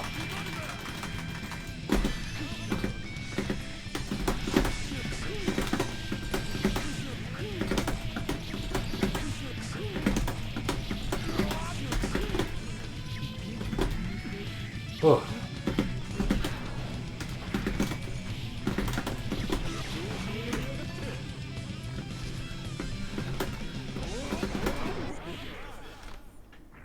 Orbs. Stray orbs. Sometimes it gets stuff done. Sometimes it gets stuff done. Alright, Shadow Fox, let's try that one more time. Also, GG's to Jason. Hello, Base Station. How you doing? Yeah, I don't know what the hell was going on with our connection a second ago. So Shadow Fox and I are going to try it again and see. Hopefully it's a little better this time. Oh, we got the moonwalking dog. I hope we see him moonwalk. It's one of the little details I love in this game. Just look at him walking around. Look at his little coat, his little shirt. Ah, goof the slashback punish. Oof, okay. Whoa! Whoa! Teleport things were happening for a second. Oh my gosh. That wasn't an ideal situation for me to try and throw.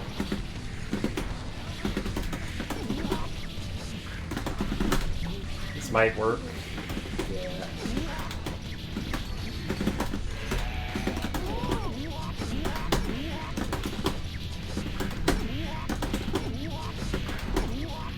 Alright. One more. Oh, that's gonna be a big hit. Ah! I got lucky on this basin. Hello, Noogie. How you doing?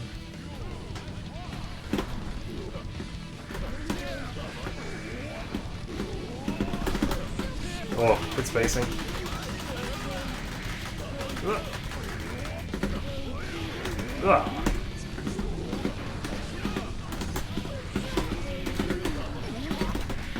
Alright, got the counter hit. Let the side swap happen. That was amazing blocks.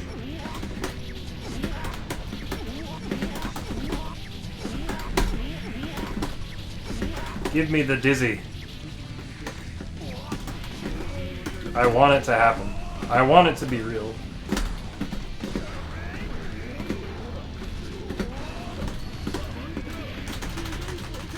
Ugh, that's gonna hurt so bad. Oh, now I'm just dead. Jeez. I feel like I was kind of threading the needle. I was doing really well that round, and then I made 2 mistakes at the end, and that was it. That's how this game is, though. Plus, ours is a fast-paced game. Oh, big counter hit. That's terrible spot to burst. That's a good example of one of the things that we looked at earlier, though. Was if you burst during something, they can jump cancel.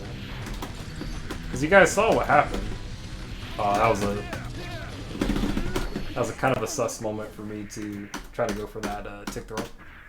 But yeah, that's a pretty good example of what we were looking at earlier, where if you burst a move, like if you get hit by a move that is jump cancelable, and you go for a burst, they can just jump and swoop you. And especially if they're a character that has a good, like, JH. Like, yeah, I mean, like one thing, like, that's kind of the idea that I have for the pit sessions, where I want to try to do the session and then maybe play a few casuals, and hopefully those situations will occur.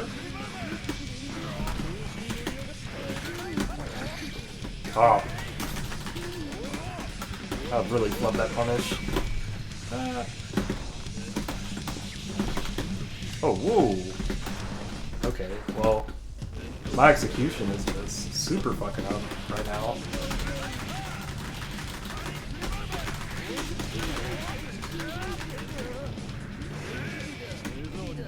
Throw.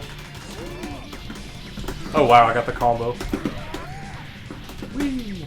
I just had to improv. I couldn't figure out what I wanted to do. Ugh.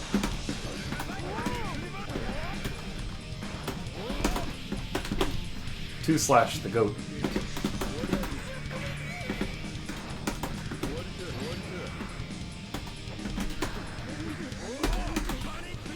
Oh, that was a bad attempted slash back.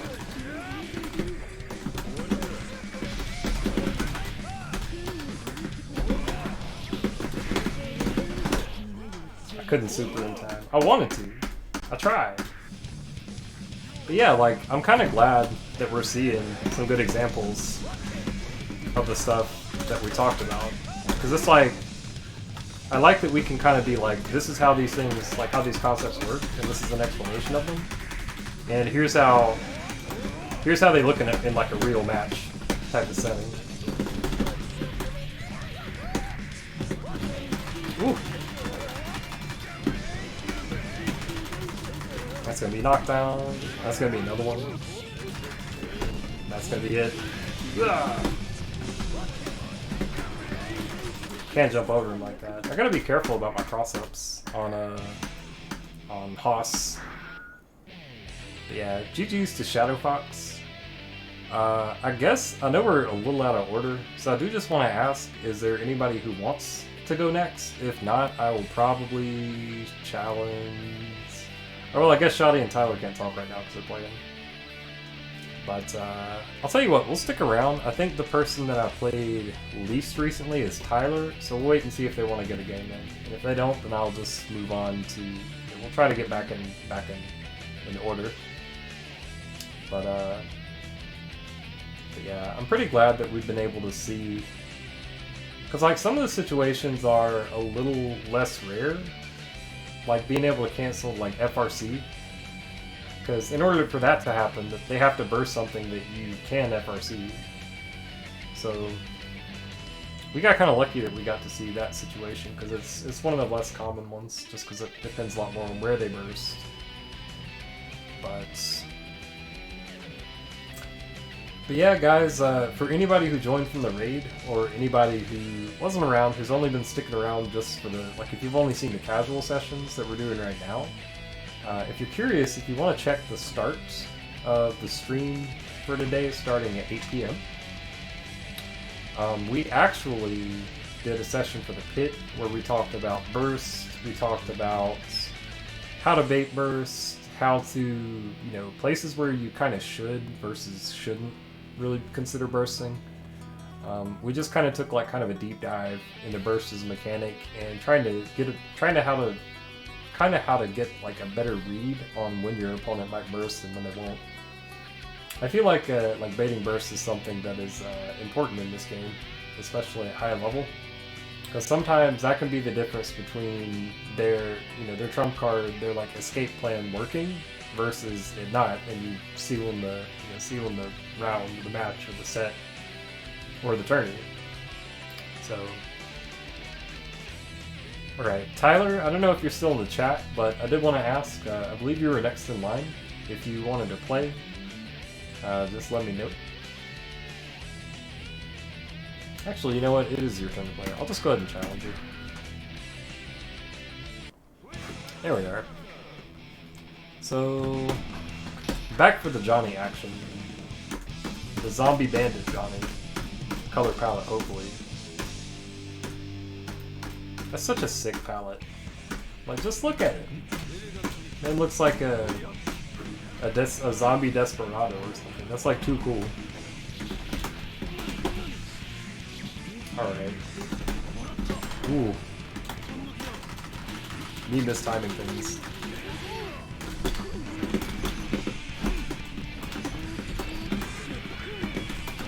Ooh. Good 2H.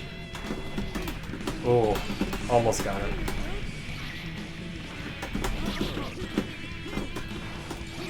Ooh. One thing I have heard a lot of Johnny players hate about this matchup is the fact that // whiffs on Abba when she is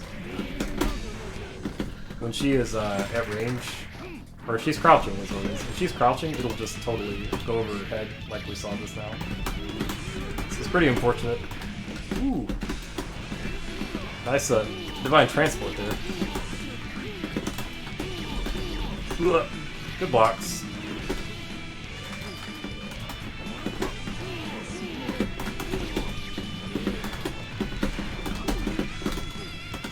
Whoa! We even got the special glitch. We got the special throw bait glitch. If you guys haven't ever seen that, if you do a special that ends with 4H or 6H at the same time, like if that happens at the same time that a throw comes out, you get the throw break, but it gives you the part of the animation for the special. It essentially just means it acts like a throw break, but it looks cool. Alright, no more of this. Ah, oh, missed the dash. Ugh. Okay, maybe a little bit more of this.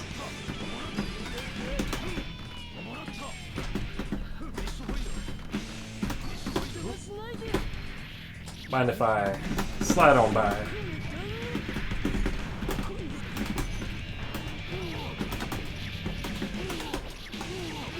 Johnny's so heavy, there's sometimes I have to kind of use weird routes. Or it feels like they're like weird routes on him. He's really heavy and really like low and flat. Oh, you got that with Faust hack and slash, so they just teched into the unblockable. That's actually messed up. Also, hello, Tatir Railcar. Excuse me, Tater Railcar. Tatir. I don't know how to say it, but you're welcome. And we're glad to have you. I do apologize if I'm butchering your name. Oh, pff, that slide wasn't smart. Ugh. Okay. The punish. No blood packs for free. It's really what everybody should be doing. So you can punish the blood pack. Like y'all saw Tyler and Jason and Shadow Fox, all three, when they saw me blood pack like with blood pack full screen. They didn't let me do it. It's like, that's a smart tactic for anybody looking for anti-ABBA. Anybody here for anti-ABBA tech?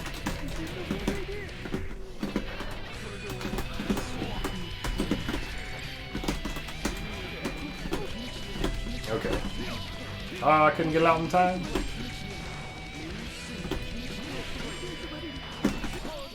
"6P the GOAT." Every pronunciation was correct. Awesome. Well, I'm glad to hear that. Slide is kind of screwed up in this game. I will say that. There's some stuff that you can slide, it looks like you shouldn't be able to.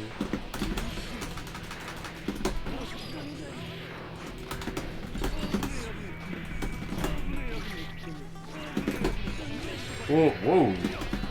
That was interesting.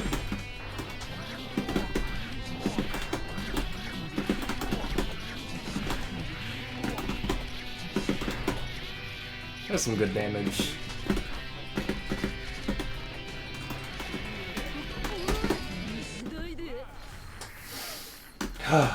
Slide FRC.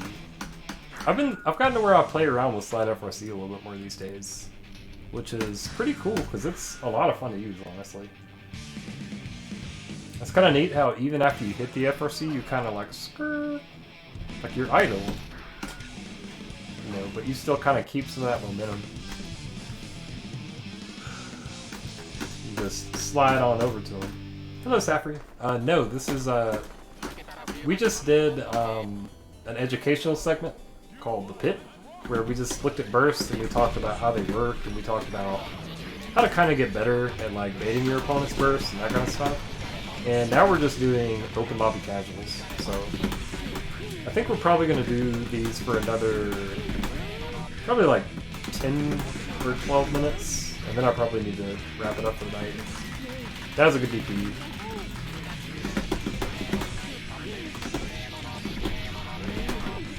Positioning for that was a little weird, but we still got it. And also, hi Safford. I do say hi to everyone who tunes in. That was pretty interesting. Yo, the 5H2 counter hit. It's kind of a weird counter hit. You can't really get a whole lot unless you special cancel really quick. Or if the frame data, if the frame data is just right, you get a jab.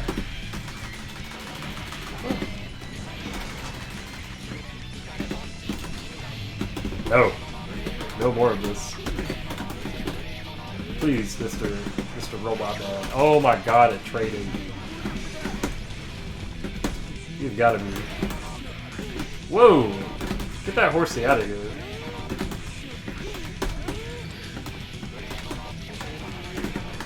I actually went for the Quan God extender.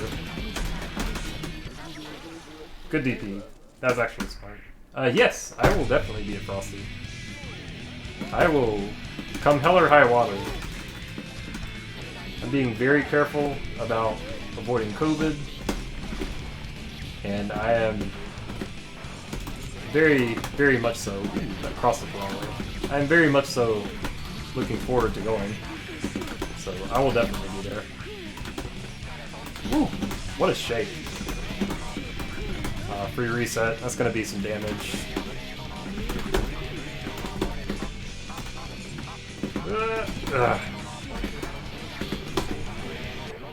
Autocorrect Donzai on the burst.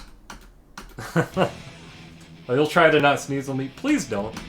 Even if the pandemic weren't a thing, I would appreciate it if no one tried to sneeze on me or anybody else. Axel! Alright. This matchup is something. That's a pretty solid Axel color though. Shoddy with these good color picks. Tyler with a good color picks too. Y'all have good fashion sense. Alright.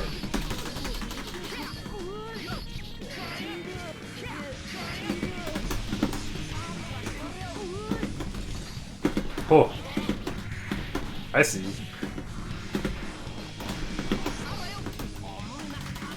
The JH whiffed. That is tragic.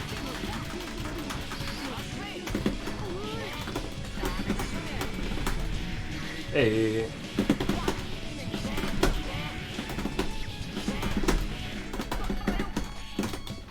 Oh, honestly, did not hit confirm. I thought that was blocked. I thought the 5P was blocked. Okay. Whoa. Why you gotta throw the towel over my head? That's uncalled for. A bit rude. A bit rude, isn't it? Oh, wow. Whoa, that's not what I wanted. Well, now I'm just gonna die, so it doesn't matter. It's a hard knockdown. Yeah. I tried to delete the unblock with Goku. I don't know if you can, but I want to try it. Jason, yeah, I was gonna say Jason is in the lobby. They were in the chat a minute ago, so you can probably just ask them yourself, or if they see it, they can probably just respond. Right? Damn it! I am just not on point with those. Okay. 3 counters.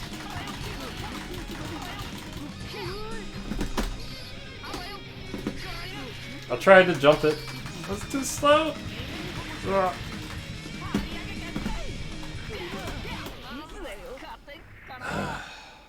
Jeez. Oh, he's in the Discord? Hi.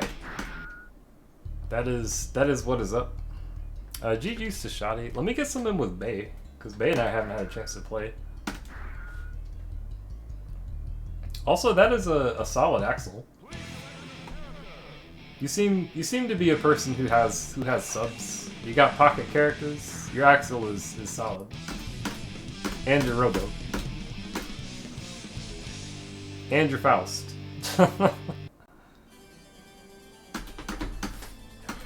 Yeah, I think we've got enough time. We can get 1 or 2 more 2 out of 3s. Let's see how it goes. Ugh. That was a good break. I actually got the anti-air 6 or anti-air slashback, and then I still got bodied. That is unfortunate.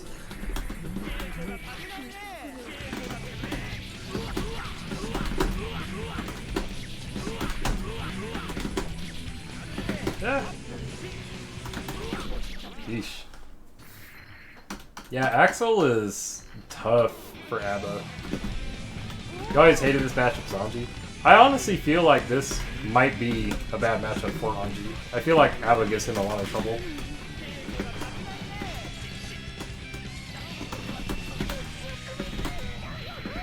That's gonna be some loops.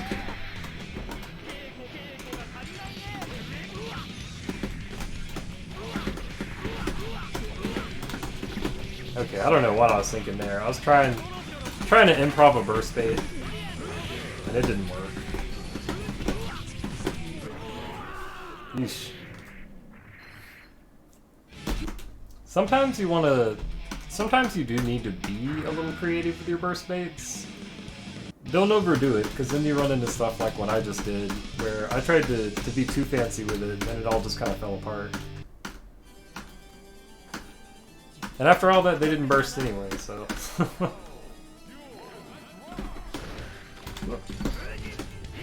Ooh, that's interesting with that whipped.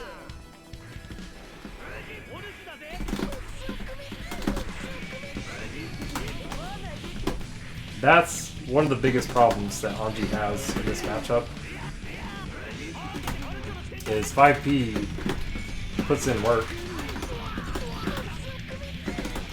It's really good for beating the follow-ups and certain options like that Anji has.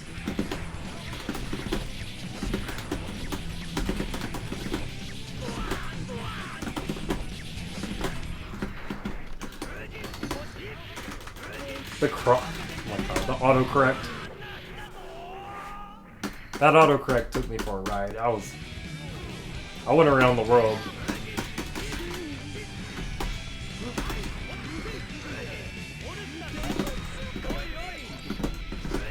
Ah, that's gonna be loops.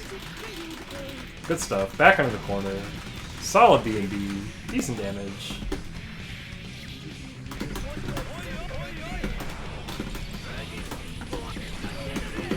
Yeah, pretty much any of Abba's moves where she can stick out a really active hurt box like that notoriously give probably some problems. I'll tell you one that I didn't get a chance to use it just now, but one that is kind of a problem for, let's see, was it, I think it was Jason and then Shadow. Let's do Jason and then we'll do one more with Shadow. And then that should put us right at midnight. We'll wrap it up. Goku Maroha is pretty tough. Like, I feel like for Anji, it really is one of those matchups where I know that it's easier said than done, but it's really important that you really try to just rush her down when she's in a normal mode. You really want to try to keep her from transforming. And if she does transform, you definitely don't want that to turn into Goku, because then it's a real struggle at that point. That was bad.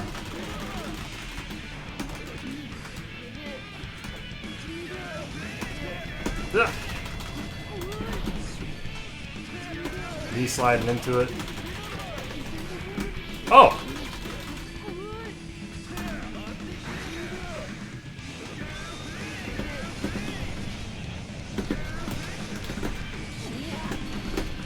Ah. Shouldn't have gone for the throw. Should have gone for 5P probably. Ah!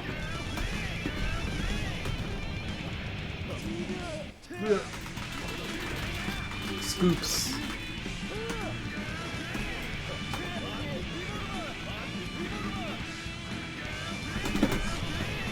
Ah, even if I get the hit, it doesn't matter. Because it's not going to go away.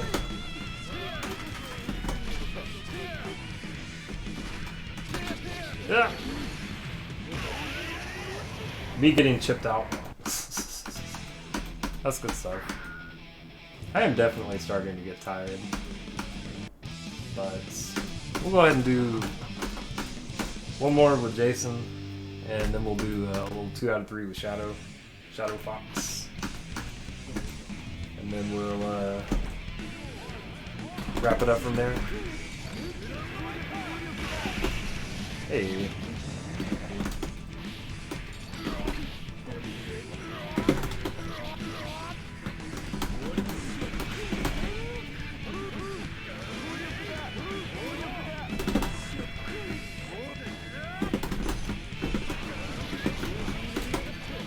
Ah! Yeah. Oh, I'm dead. No? Ah.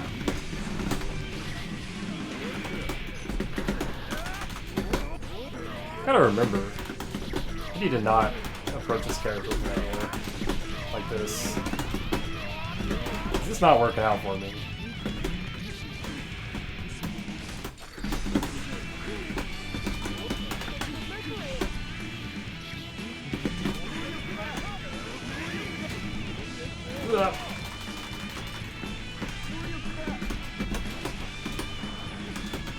Ah. Ah.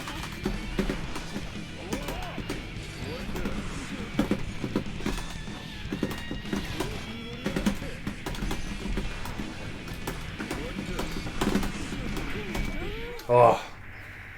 Jeez. Alright, see you, base station. Have a good one, and GG's. Thank you for the follow. Why me, bro? Come on. I hope you're enjoying our casual fisticuffs this evening. Oh, that was a terrible backdash. I got super caught by the JH. That's going to be a full confirm. Air throw the JH because it's not good. Whoa. The strike throw here is real. There's gonna be some damage back in the corner.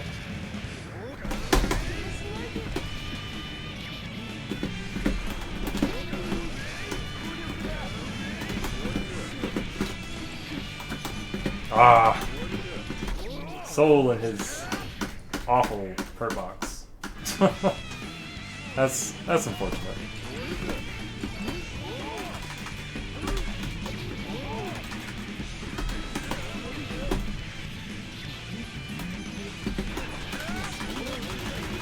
Okay, I'm being too predictable in my approaches.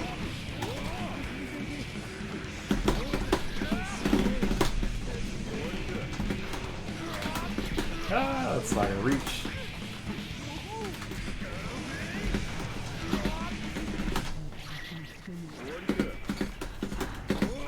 Ah, I thought I'd have time to dash under, and it's not gonna matter now.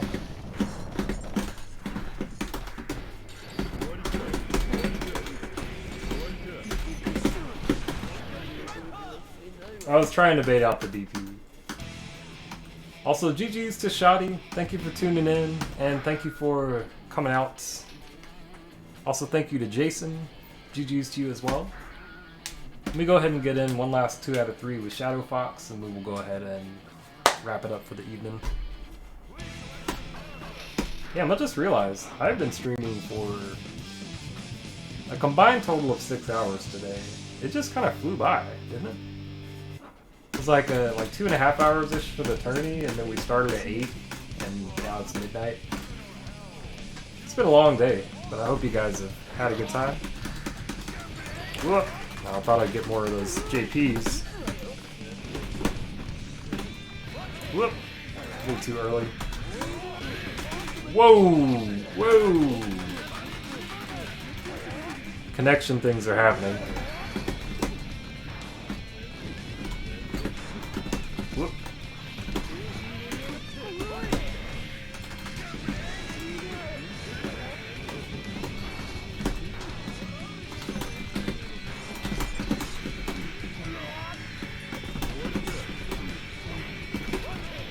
I couldn't get that out in time.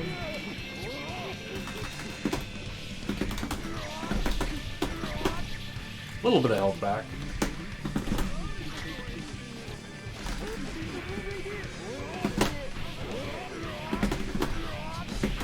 Alright. This will be some damage. It won't kill. Sadly.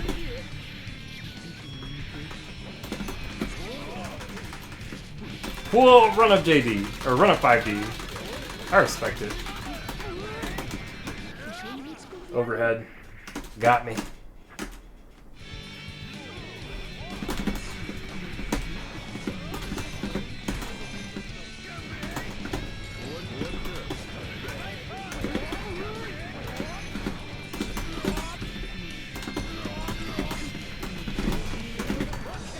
Whoop.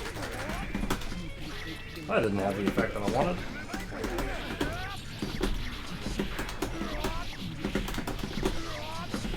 Right. Little combos.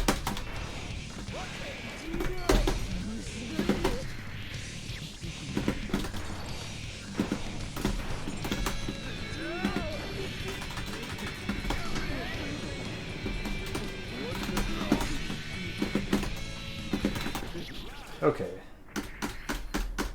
Ah, jeez.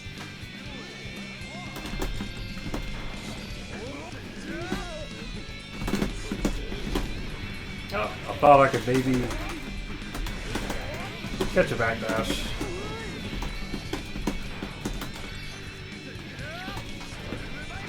Oh, I wasn't ready for the follow-up. I wasn't watching the dive kick.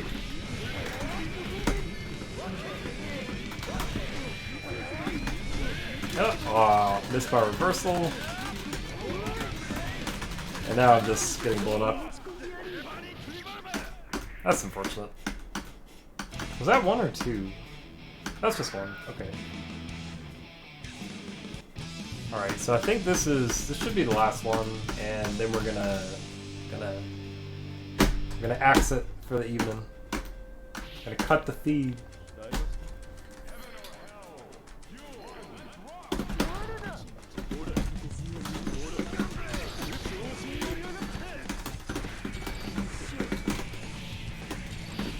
Alright, little throw combo.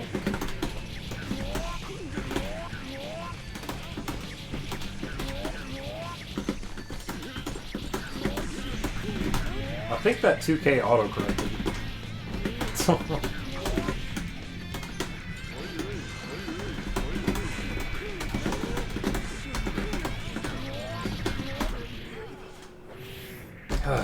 Okay. Hey, Gataka! How you doing?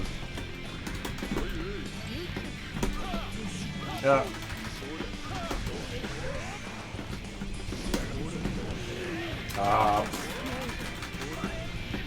With punish.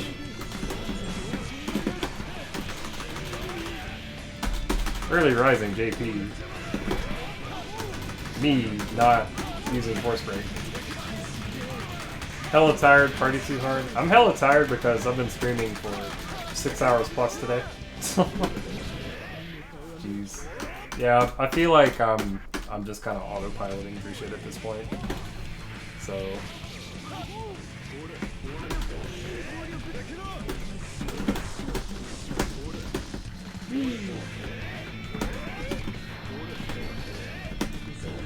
Hey.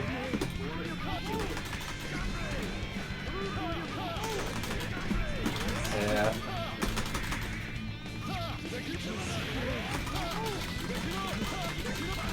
Combos. Whee!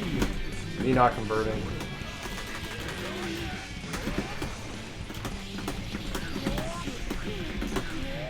Alright.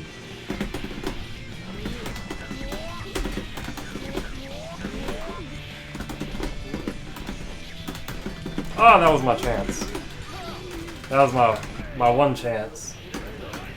And then I couldn't block switch that without it break, or I couldn't FD there without it breaking my cross-up protection, so.